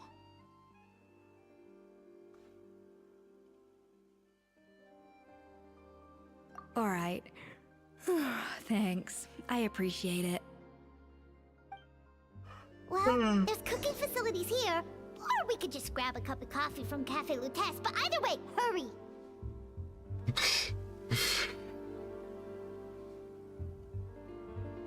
Oh. Coffee. Need coffee. Okay, well.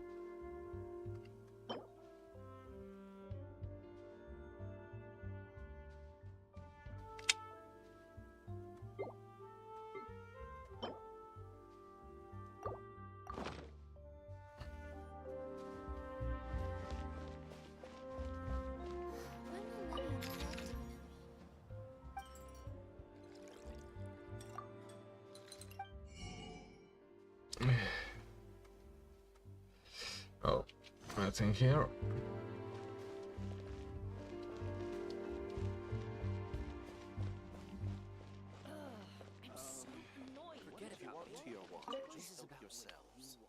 Coffee.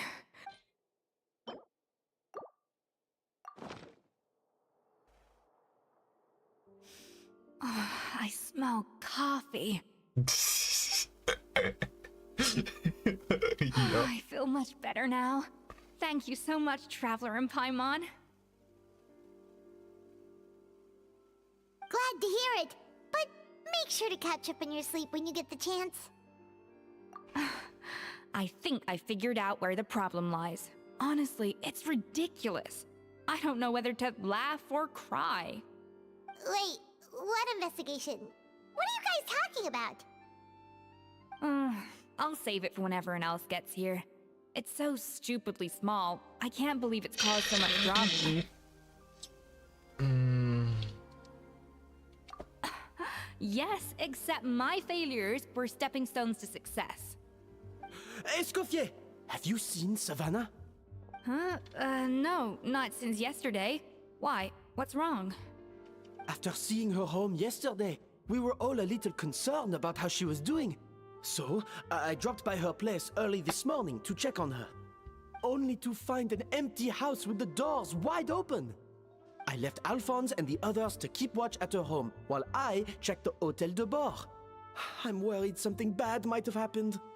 If she's not here, then where could she be? Boss, Escoffier, bad news. Alphonse? You're supposed to be keeping watch at Savannah's house.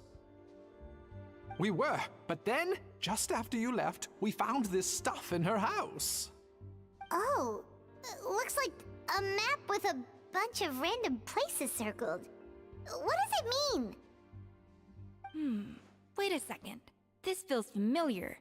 I'm sure these places are all connected somehow. Of course, from the Codex. They're all places that Modeste explored on his adventures. Yeah, but I don't understand. The adventure logs in the Codex are too fragmented to be of any use. How come this map shows all the missing details? The Codex de Bord? Then, this place marked in red out at sea. Could that be the fabled birthplace of Gateau de Bord? Seriously? So now she set her sights on finding the original recipe and beating Escoffier that way? Geez, Savannah. Anything to overcome a Gateau Plateau, huh? Ugh, idiot! Does she have a death wish? Those ruins are thousands of years old. Hold on, there's more. Besides the map, we also found these letters.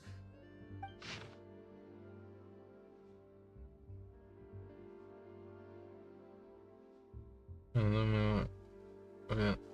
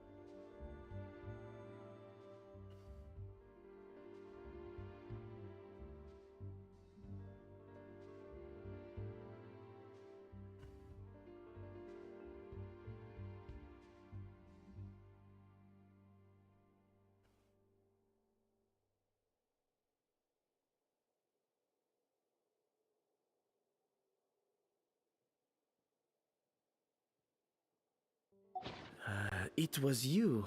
You let the Lumaline through, didn't you? It sounds like a threat letter.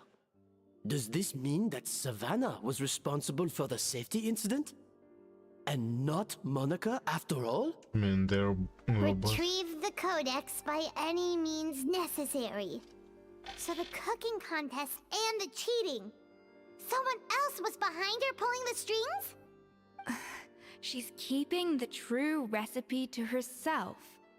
Ugh, this is all such a mess. Paimon needs a second to process this. First, we thought that Savannah forced Monica to cheat in the cooking contest. But now, it turns out that someone else forced Savannah to force Monica to cheat?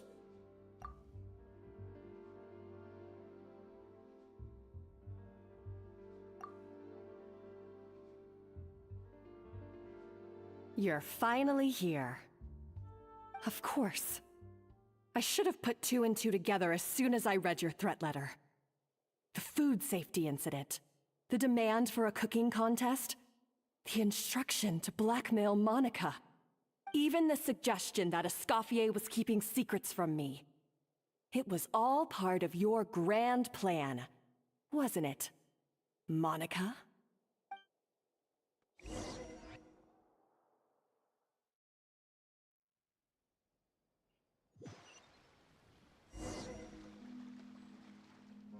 We should be getting close to the spot marked on the map. Of all the stupid things she's done, this really takes the cake. The moment we find her, I'm gonna curse the living daylights out of her.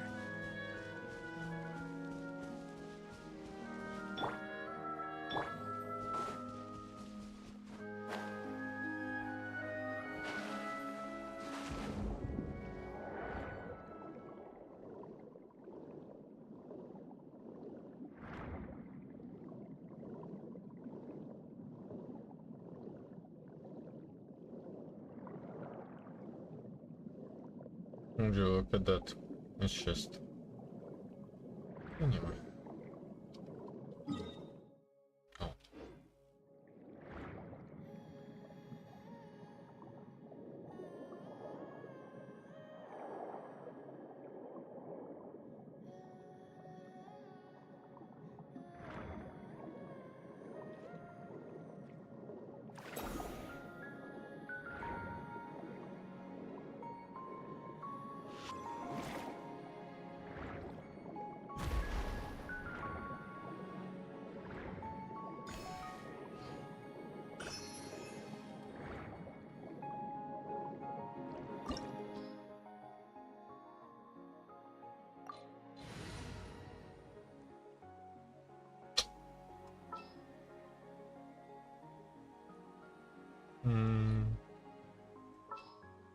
Let's go like this.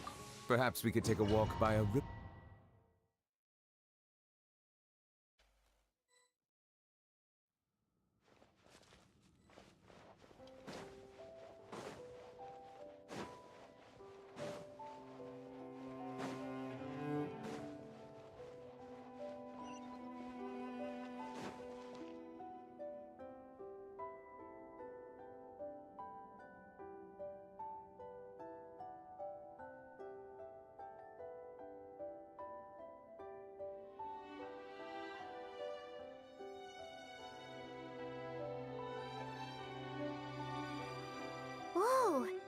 place looks like an underwater restaurant, doesn't it? Suddenly, the idea of an adventure chef finding secret ingredients makes a whole lot more sense. I think Modest's codex mentioned this place. A public bath from the time of Remoria. So yeah, definitely the kind of place that would have served food and drinks. Huh? Some blubber beasts have come to join the party? How did they get here? Good question. Blah, blah. They ran off! That could be easier said than done. Something's blocking the entrance. Well, did Modeste mention it in his adventure logs by any chance? They must have gotten through somehow. Good point. Yes, that's right. It's coming back to me now. We prepared a banquet for our shy little guests, and as the food flowed away on the current, they broke into a joyous chorus, and the path opened to us. We have to feed the blubber beasts? With what? There's nothing here besides rocks, Romaritime flowers, and Lumitoile. See, this is why you should always bring snacks. You never know when you're gonna need them. Now we have to head all the way back to shore and grab some. There is no time for that. Romaritime flowers and Lumitoile will have to do. They may not look appetizing to us, but who knows? They could be blubber beast delicacies. Wait, we're seriously gonna try this?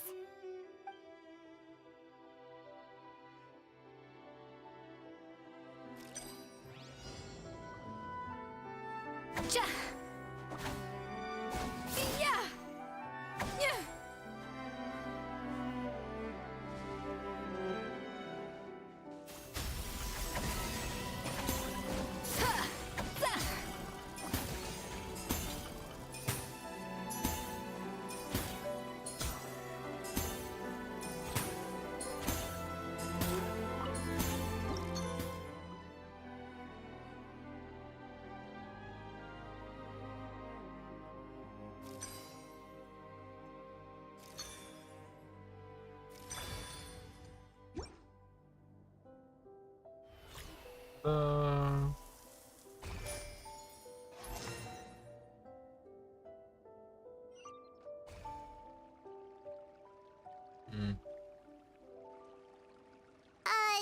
Blubber beasts or not, are we sure this stuff is edible? Trust me, they'll love it. Oh, good question. If we try to put them in the pool, we'll probably just scare them off again, and who knows how long they'll be gone. Yes, we can't afford to wait for them to double back. Oh, what was it that Modeste said again? Something about the food flowing away on the current.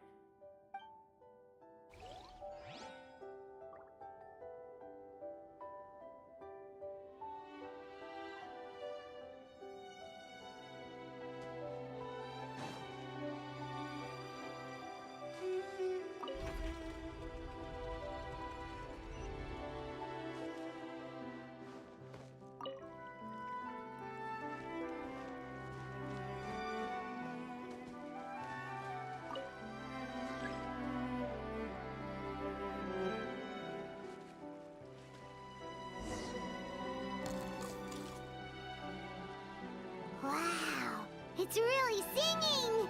It must taste better than Paimon thought!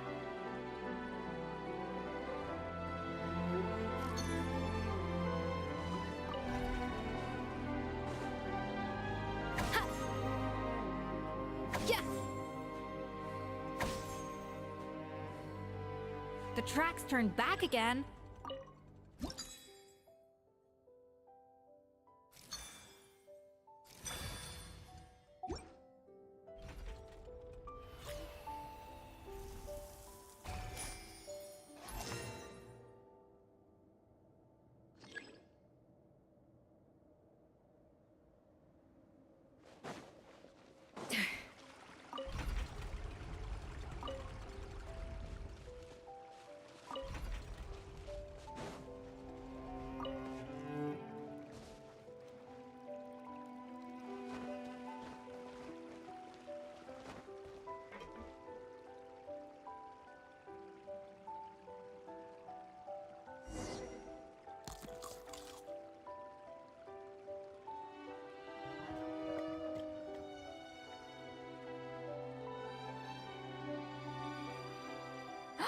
Hey, it's open!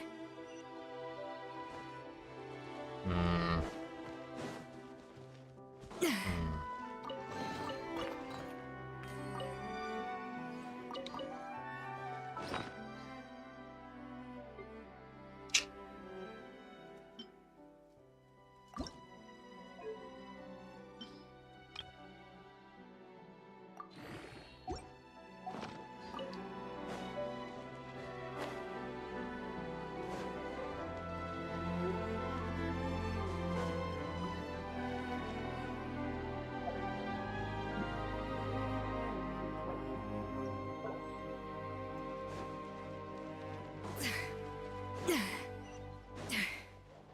Oh. Of course I don't have it.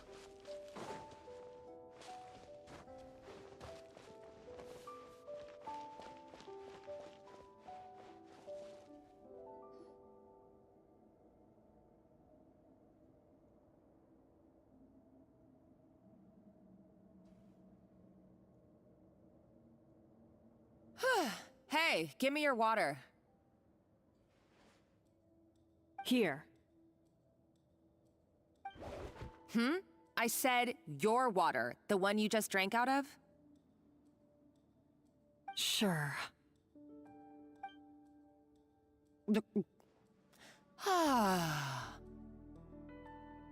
All those years slaving away under Escoffier, and then you. Today, it's finally paying off. Not only have I found the ruin that Savelli kept hidden, but I also get to boss you around like my little lapdog. Hey, go scout ahead for me. If we need to do any more blast tunneling, I want to know where to lay the explosives. Did you not hear me? Get going. Why don't you do it yourself? Oh, when did you learn to fight back? You're always so compliant when I give you instructions by letter. That's because you threatened to expose me for the Lumiline incident. I swear, if I'd known what you were planning, I'd never have... Ha! Don't be so self-righteous. Admit it, you've always been jealous of Escoffier. That's why you lapped up everything I told you. You were terrified of her finding out about your part in the Lumiline incident, and you resented the way her reputation hung over you. So you jumped at the chance to convince yourself that she was the villain, that she deliberately hid her secret recipes from you just to hold you back. It was the only excuse you needed to justify getting back at her. First, idolization, then jealousy, suspicion, and self-deception. That's what this comes down to. It was the same story with Savelli and my ancestor. He offered Modeste his friendship only to murder him out of vanity. He promised to explore the world with him, only to later destroy all records of their adventures. It's a miracle I even found this place. You have no idea the countless hours I spent piecing it all together. So you see, you're no better than Savelli. If you can't beat him, betray him, right? I am no Savelli, nor will I ever be. Oh, put a lid on it. You really think you can absolve yourself of your vindictive and jealous behavior now? Just because you finally realized that Escoffier never kept any secrets from you? You didn't show any remorse when she left, or in the cooking contest. Why start now? You have no right to redemption. You're right. I don't deserve her forgiveness. But I am done being bullied into submission by you! Ooh, feisty. But you should watch your tone. Talking to me like that could get you in big trouble. I somehow doubt that. Since I poisoned both our water bottles.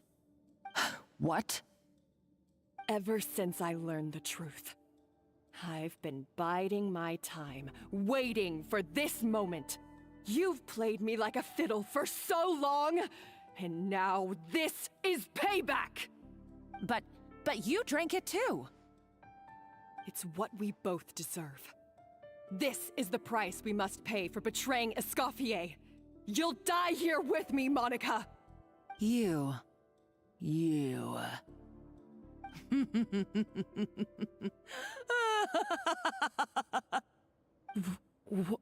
What's so funny? Oh, you're too much. I thought I'd play along for a bit just to amuse myself. You gave a very rousing performance. I saw your dumb plan a mile off. There's no poison in these bottles, just clean, fresh water. No. Revenge is a dish best served cold, you know. Did you really think your half-baked plot would fool me? You're a lousy chef, and you make a lousy villain, too. A complete waste of space. No wonder you never amounted to anything. Everything I ever did was a failure. And now, I failed again, for the last time. Hey, why don't you try your hand at being a comedian in your next life? You got a good laugh out of me. But now the show's over. You should have just done like I asked, Savannah. All I wanted you to do was scout the ruins for me. But you had your chance, and now it's time to say goodbye. Stop right there! Let her go, Monica! We've got you surrounded! Escoffier? Ugh, looks like I'll have to keep you around for a little longer. You can't! Stay back if you want her alive! Escoffier and the Traveler. I can't take you both on in combat, but if you so much as flinch, I can end Savannah's life in a heartbeat. Monica, what are you hoping to achieve by this? You're about to commit murder, and for what? A recipe? A recipe? You chefs are all blinded by your myopic focus on kitchen affairs. Well, some of us actually have bigger fish to fry. Modeste had a secret. The truth behind his so-called genius, the je ne sais quoi factor in his Gâteau de Bourg, and it's right here in these ruins. Are you serious? You're here because of a Gâteau de Bourg obsession? You've gone completely mad! I couldn't care less about the cake itself. No, the real treasure is the secret ingredient that Modeste sourced from these ruins. He and Savelli were fools. A priceless treasure of Remoria in the palms of their hands, and they thought, ooh, this would go great in our cake mix. We're talking about a powerful stimulant that also sharpens the senses. That's no cooking ingredient. It's a groundbreaking drug. That's right, I've done my research. It was a drug that Remoria developed for their war machine. I could make a killing by selling it to the treasure hoarders or the Fatui. Will you listen to yourself? You're completely delusional. My eyes are wide open. Just wait till I get my hands on this treasure. You'll see what a fool you've been.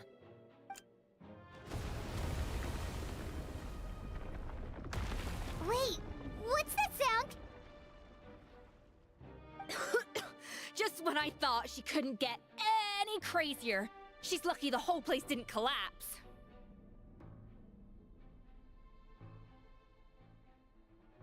Uh-oh, Savannah's gone too! Monica must have taken her. Oh, what a coward. She's only taken her hostage because she knows that she's no match for you. That's true. Even if she finds the treasure, she'll need Savannah alive if she wants to get out of here in one piece.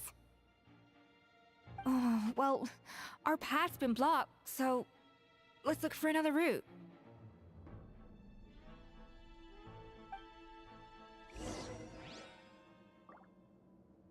This is becoming more difficult by the minute.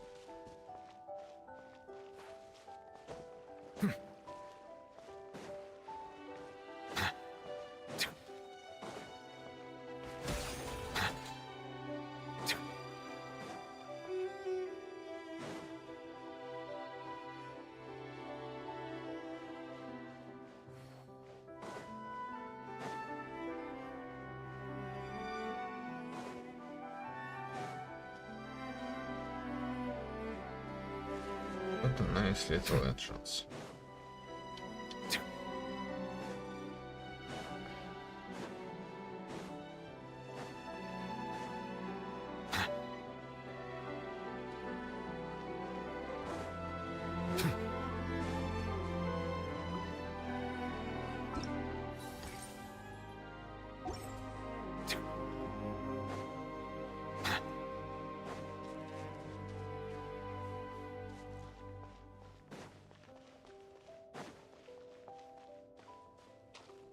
The water looks pretty deep here. Maybe it leads somewhere.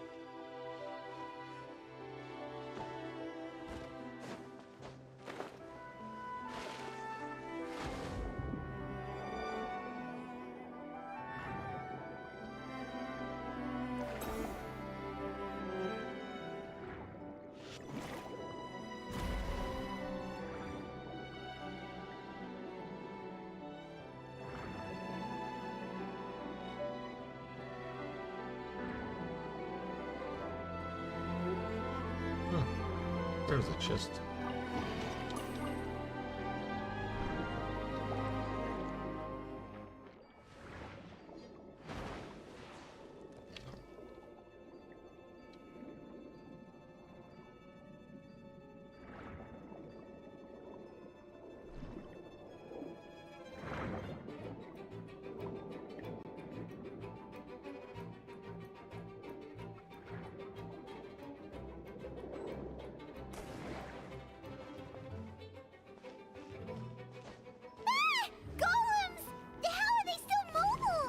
They were probably awakened by the explosion just now. Alright, Knife Skills 101. Time for some rough chopping.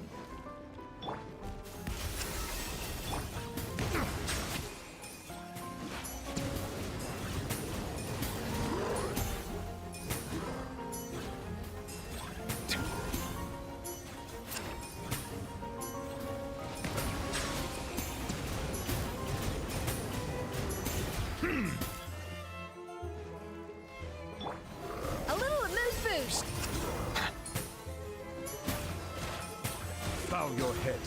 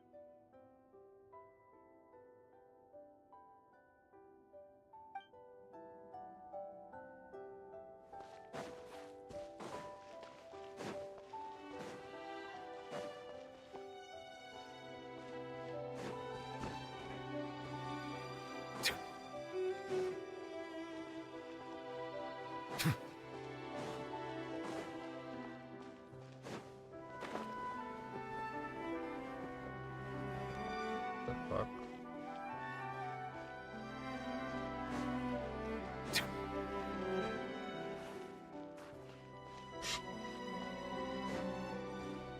Another door? Guess we need to prepare another feast for our guests.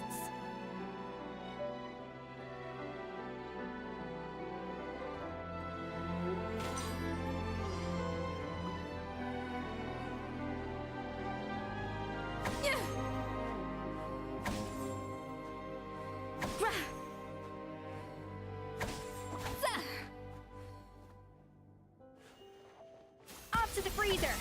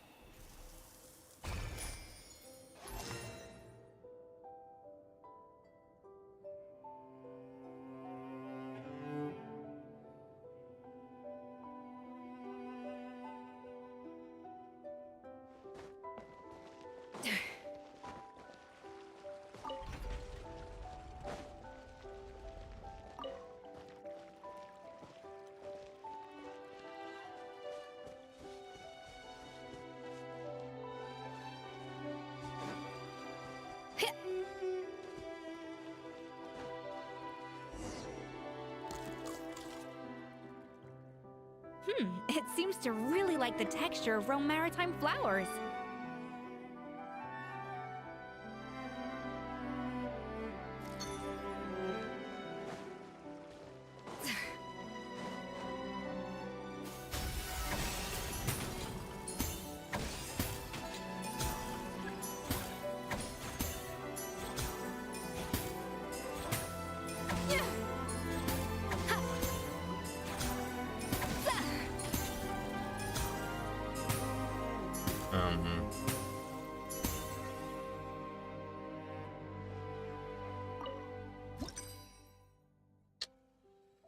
Let's see.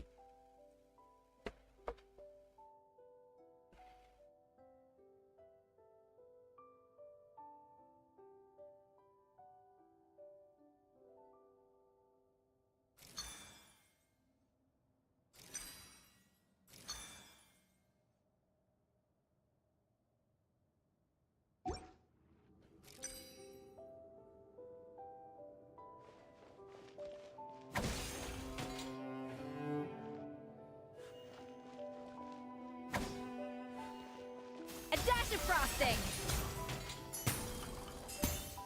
Cha!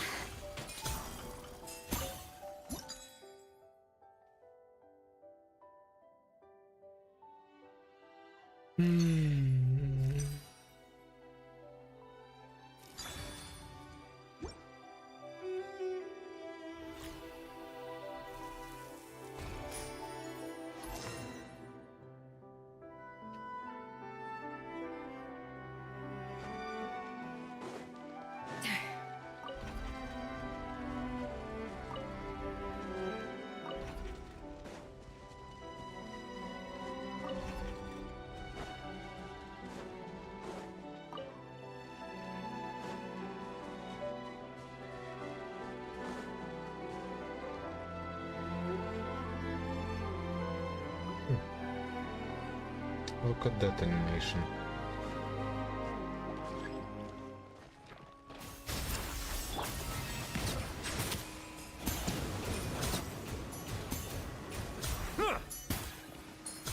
Be free. Mind the wind.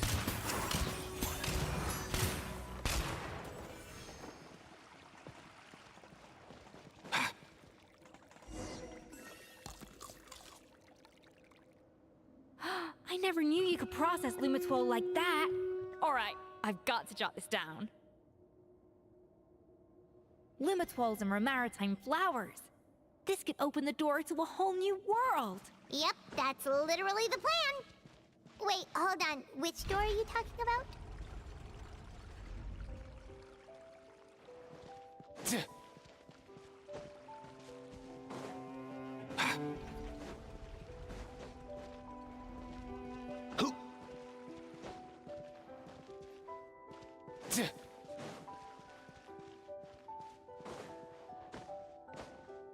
Oh, here it is.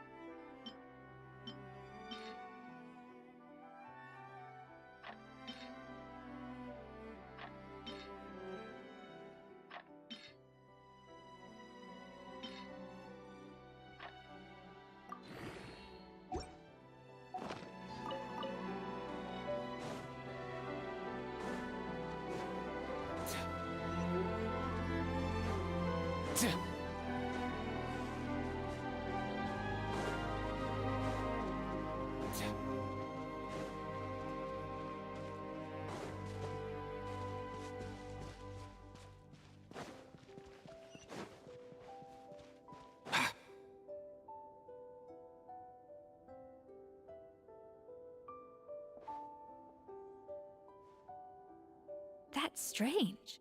These don't look Grimoirian to me. More like last century Fontaine. Adventurers from last century Fontaine, huh? Oh, Modeste and Savelli, do you think they camped here? By the looks of it, this was a one-person camp. They adventured together, but maybe one of them came back alone at a later date. Huh, you really think so? Trust our adventurers' instincts. We're pros at this stuff, just like you're a pro in the kitchen. Okay, well, the Traveler has more adventuring experience overall, but Paimon's definitely a pro rummager from all those treasure chests. Darn it! Paimon was just about to show off her rummaging skills! Huh, no kidding. Are all adventurers so obsessed with journaling? I mean, I guess I take a lot of notes when I'm cooking as well, but I thought that was just me. Anyway, let's find out who was here. It's been years since I've last visited these ruins. It's exactly the way I remember it. This place probably hasn't changed in millennia. Sadly, up above, on dry land, everything has changed. The Treasure of Grimoria. That's what we used to call it. Modeste was right about its potential. It turned Gateau de Boer into a national sensation. Our limited stock of the substance meant that the Gateau could only be produced on a small scale, but this only drove up the popularity all the more. Modeste was right about that too. He predicted all of it. He was praised as a genius, while I, as the one person who'd ever disagreed with him, was labeled a talentless fool. Modeste tried his best to console me, but I knew better than anyone just how great the gulf was between us. Our conversations grew scarce, and we saw less and less of each other. I didn't fight it. He had new friends and a career of his own. Why invite further disdain by inserting myself where I did not belong? I told myself that maybe one day, when I finally created a masterpiece of my own, I'd be able to face him without shame. Or maybe one day, when I've put these feelings of self-loathing behind me, I'd be able to ask him with a smile on my face, how about we go on one more adventure, for old time's sake? Unfortunately, that day will never come. So it was Savelli. From the sounds of it, he came back after Modeste had already died.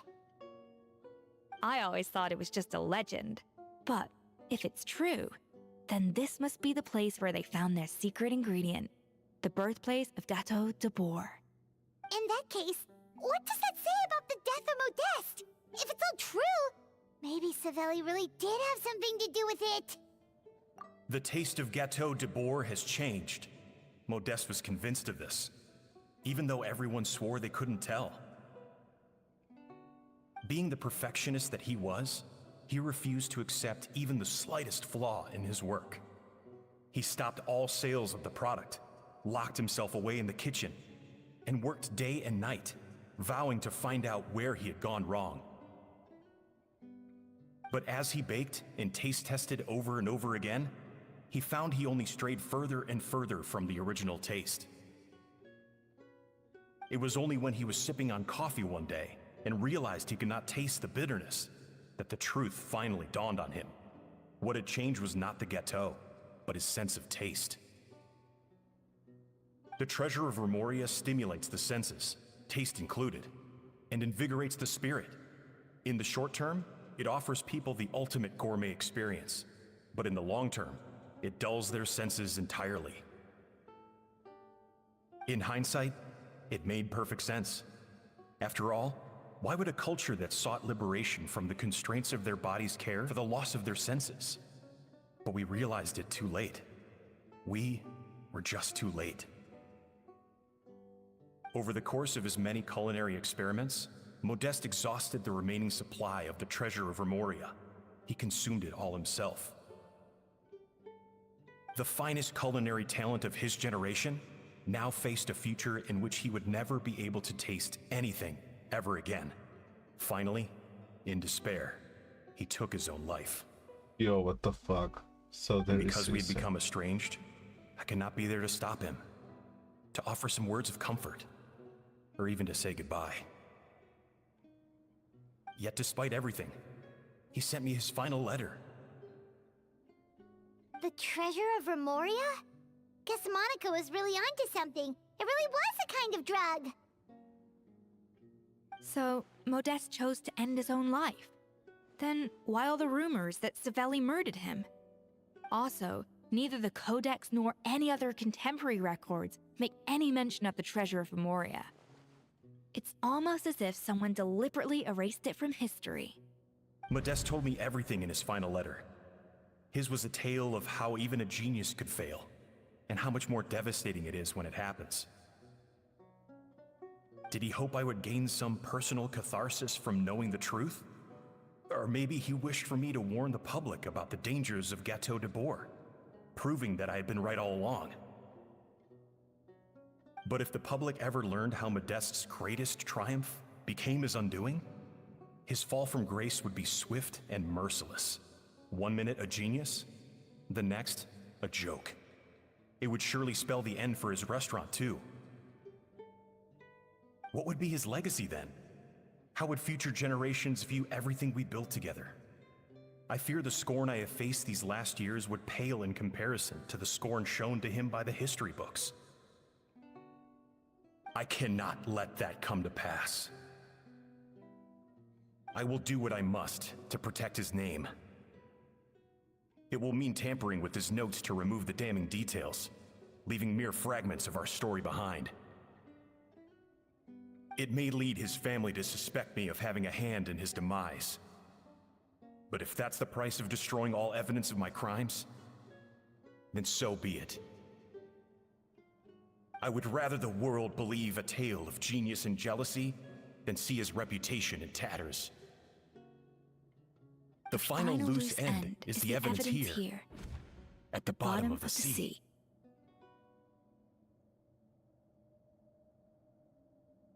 Huh? What's wrong? Didn't we say Savannah should be safe for now? So we thought, but if Monica finds out what happened to the treasure, there's no telling what she might do.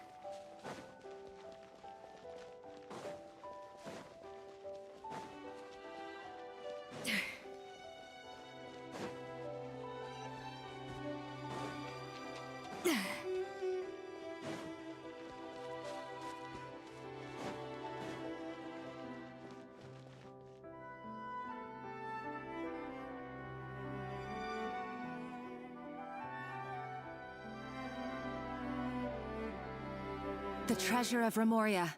I have found you at last. Savelli, you tried your best to bury the truth, but you underestimated the children of Modeste. Some fragments of his diary escaped your clutches, and we have held on to them for generations. But I have to thank you too, Savannah. Without your help retrieving the Codex, and with it the last piece of the puzzle, I may never have found this place. But now, finally, the secret to Remoria's military might is within my grasp.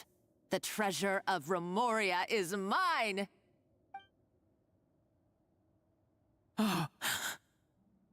It's empty? It's empty? Monica? Oh, we were seconds too late. Escoffier? What's the deal with that jar? Savelli's final act! He wanted to conceal the secret of the treasure forevermore and make sure it would never harm anyone again. So he came here after his friend's death and destroyed every last shred that remained. This can't be happening. All the years I spent piecing together the truth. All my painstaking planning. All that for an empty jar? Monica, don't do anything stupid. This ruin is more dangerous than you realize. Oh, shut your pie hole! Praise be to Lord Remus. You barbarian shall be slain.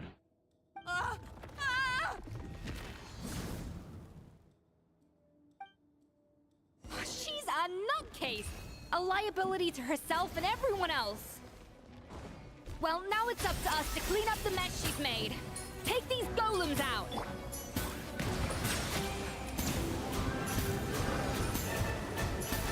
The tides beckon.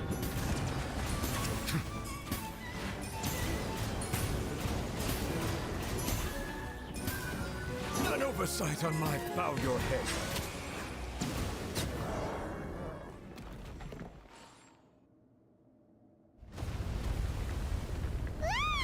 Why is this place still shaking?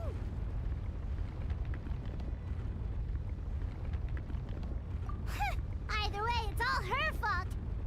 Enough chit-chat. Let's get out of here, Traveler Escoffier, come on! Okay, I'm coming. Oh, no you don't. If I can't get what I want, neither will any of you. I've got nothing to show for my life's work so far. But if I can take another so-called genius down with me in my final moment, then it was all worth it. You're a psycho!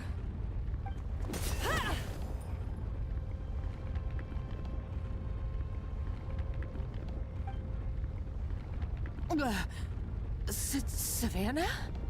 Oh, when did you wake up?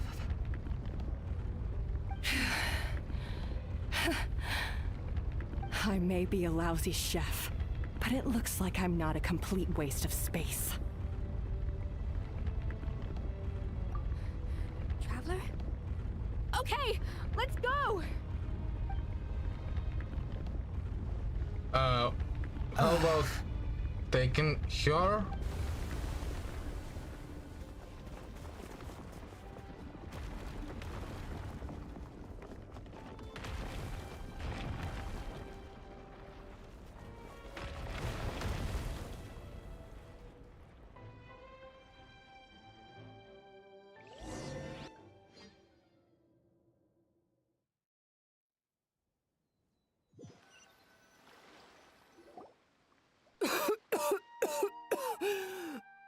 Escoffier!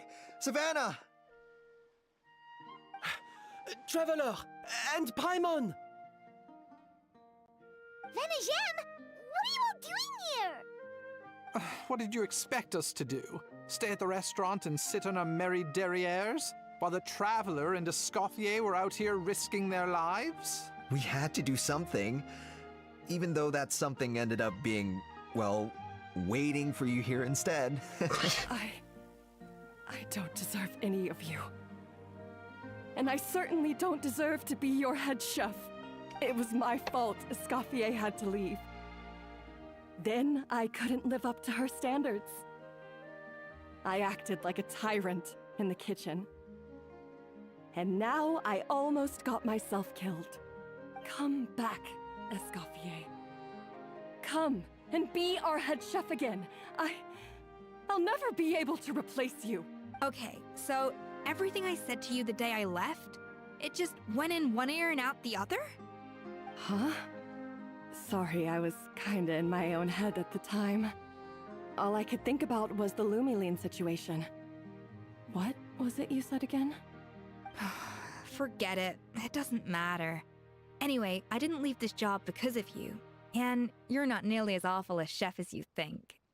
If you were that bad, why would all your staff show up here for you? Escoffier's right. Sure, you nitpick our work and get us to do things over a lot.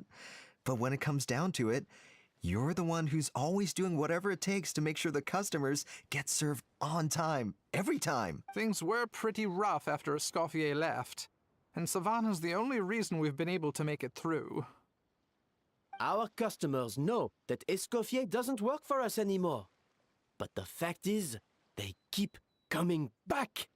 If that's not an endorsement of your work, I don't know what is.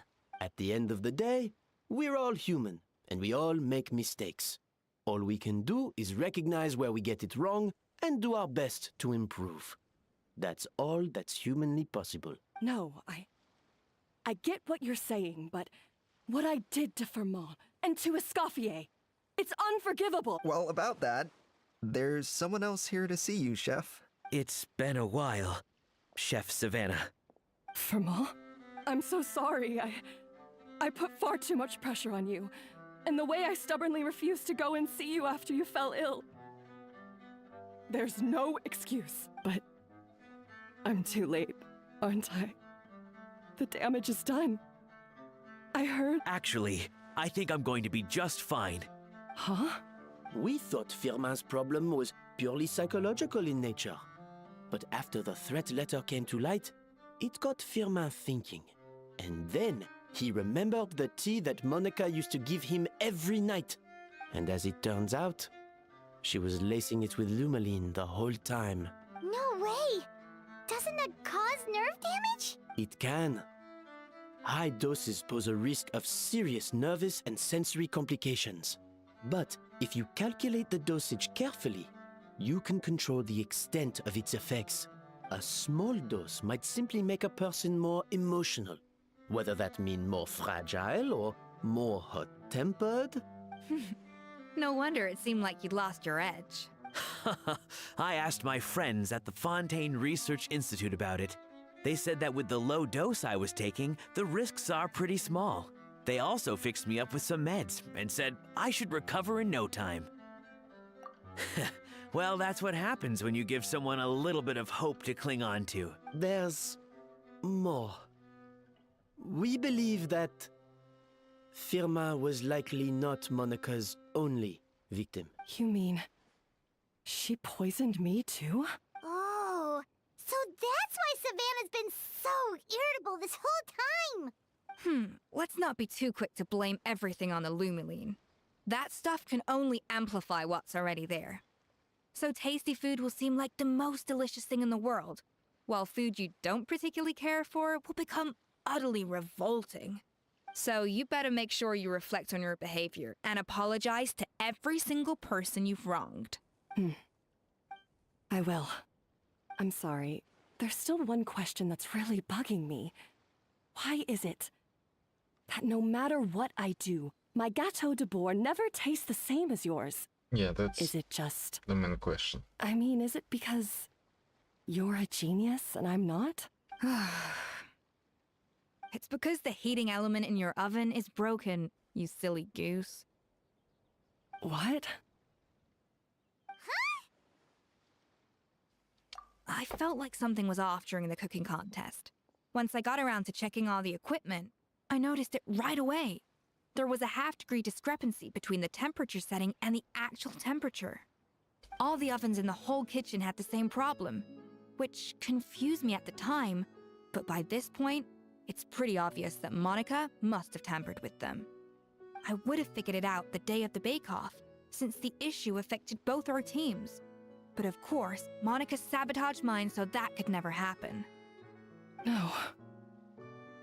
I spent so long trying to find out where I was going wrong, and then you pinpoint the problem in just one night? It all comes back to one simple, undeniable truth. You're a genius, and I'm just plain old Savannah. Oh, cut it out! Stop the woe is me act for a second and just think.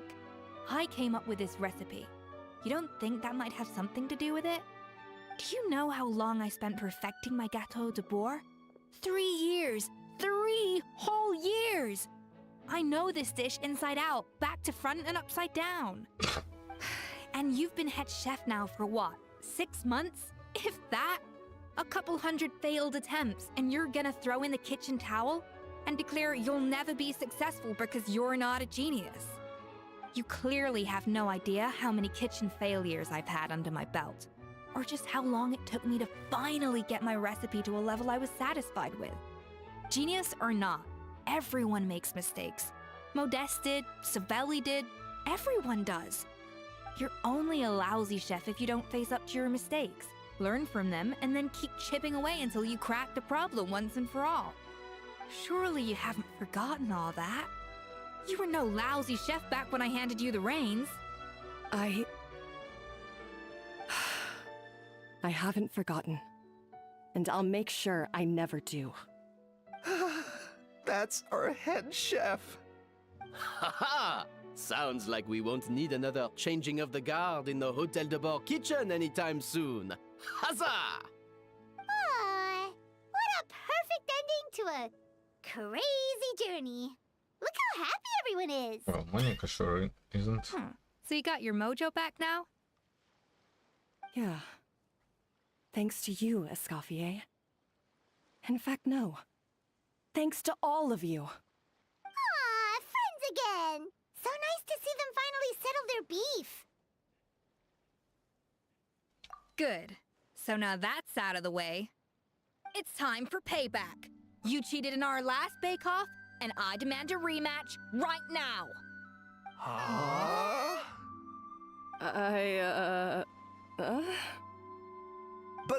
But that was mostly Monica's fault, wasn't it?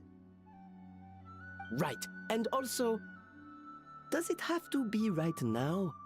Savannah's only just got her mojo back, and you barely escaped from a death trap. No excuses. This is a cooking contest between 2 top chefs, and nothing will stand in its way. So grab your spatula and get ready, because this rematch is happening today, right now, this instant. Hey, so, this whole time you were salty about losing? The second cooking contest commences now! This time, no more games, and no holding back!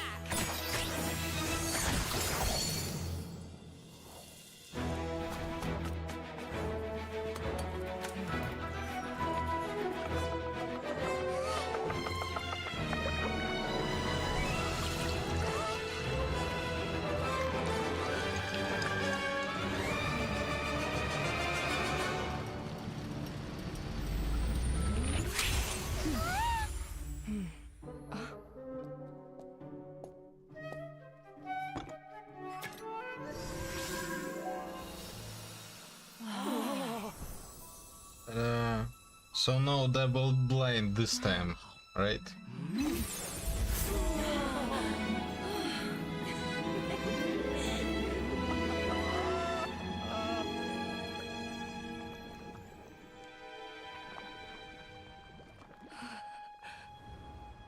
I feel like I don't have the right to be here. Hey, what are you so afraid of? You can't unbake it now. And if you don't serve it, then good or bad, you'll never find out how to improve. If you're too scared to fail, you'll never know what real success tastes like. So? Embrace your failure. Taste it. Digest it. That's the way to success. I don't know. Sounds like it's easier said than done. I'll do it.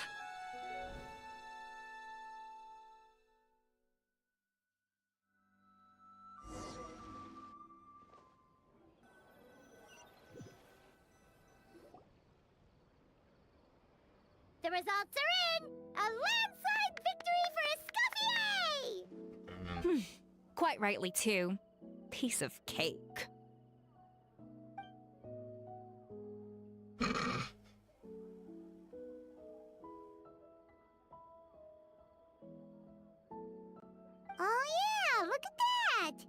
Savannah looks pretty chipper too, considering she lost.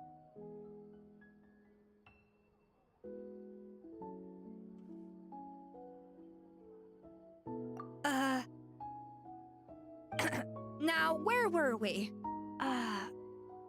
Yes. Do you have any more questions for me after everything that's happened?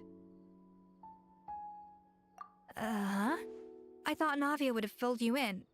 And actually, I said all this to Savannah before I left. Although, as we saw, I don't think any of it sank in. I had 2 reasons for leaving. One was the food safety incident, of course, but the other was that the Hotel de Boer had reached a point where it didn't need me anymore. So I decided to step down and look for new opportunities to improve myself. Improve how? Well, a while back, I got to know a fellow chef from Liyue, and in her, I saw so many new possibilities. She has that same adventurous spirit that Modeste and Sibeli had in their youth. Slime mucus, lizard tails. With her, nothing's off the table.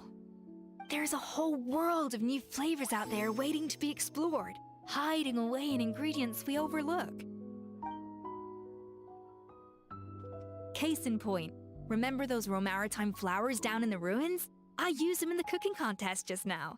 Did you taste the difference? What? Paimon didn't notice at all. Half of the art of cooking is dissecting the recipes of previous chefs and figuring out the exact constellation of elements that gave their work its signature taste. And the other half, it lies in freeing yourself from the confines of the kitchen. You've got to go out and explore the endless possibilities out there. Uh-oh. Paimon's suddenly not sure she wants to try your cooking anymore.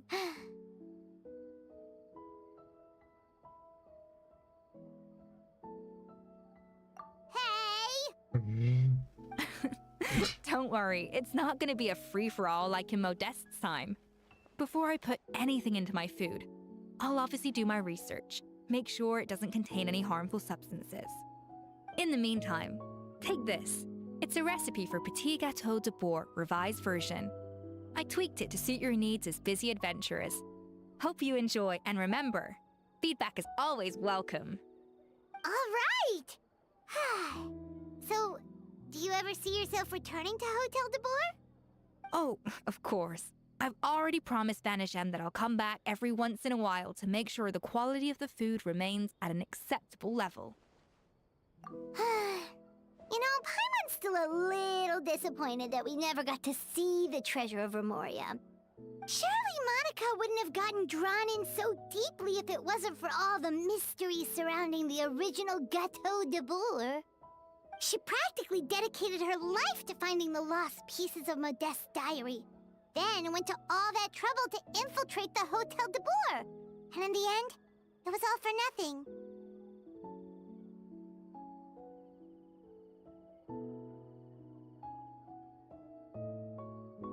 Since you mentioned the treasure, between Modeste's writings and what we saw in those ruins, I think I may have figured out the truth.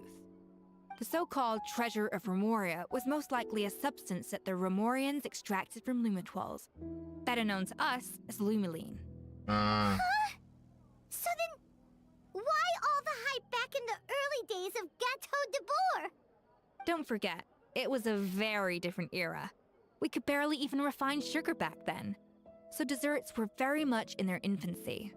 In a world of bland food, it's no wonder that the first thing to really excite people's taste buds took the world by storm. And as for the Lumiline, it may well have been somewhat valuable in ancient times. But these days, it's just another drug from the Fontaine Research Institute. Even if Sibeli hadn't destroyed it all, I doubt it would be worth that much these days. So after all that, there was nothing in those ruins but worthless junk. Feels strange to say it, but Paimon almost feels sorry for Monica. She sacrificed it all only to get nothing in return. You know, if she was alive, it would have been so much more cathartic if she was in jail currently. Man, why do you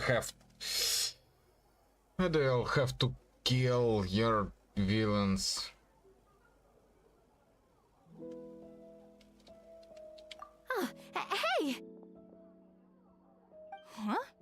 Navia? You just got back from that underwater ruin, right? Well, check it out. They ran a special issue. Did you see anything like this down there? Freshly unearthed from the ruins of Rumoria. A magnificent jar thought to be over 1,000 years old. Experts say it has immense artistic and historical value. It could be worth an absolute fortune. Yeah. Wait! Isn't that the jar they used to hold the treasure? If only it was still in one piece. Some butterfingers must have dropped it or something. Ugh, it's such a shame.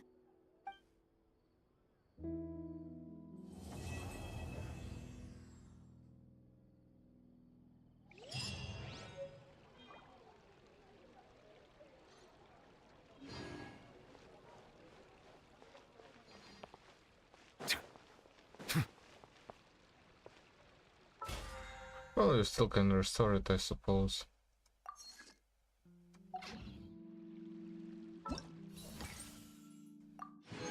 Yay, 60. All that for one of the 60. Okay. Well then. Nice quest, except of course Monica. Fucking. There was no Chekhov's gun for me, at least. Well, I mean, yeah, there were acts that she did that in the context, but yeah, she didn't seem at least unstable somewhat.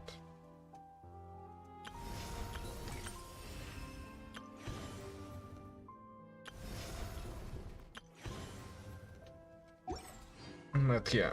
Water comes in many flavors to the discerning palate. Some good, some bad.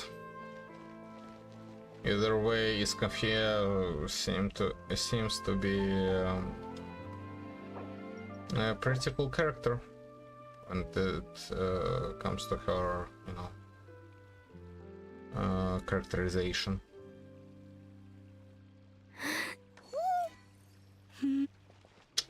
Alright, that's going to be it for the stream. Good luck, have fun, thanks for watching, and I'll see you next time.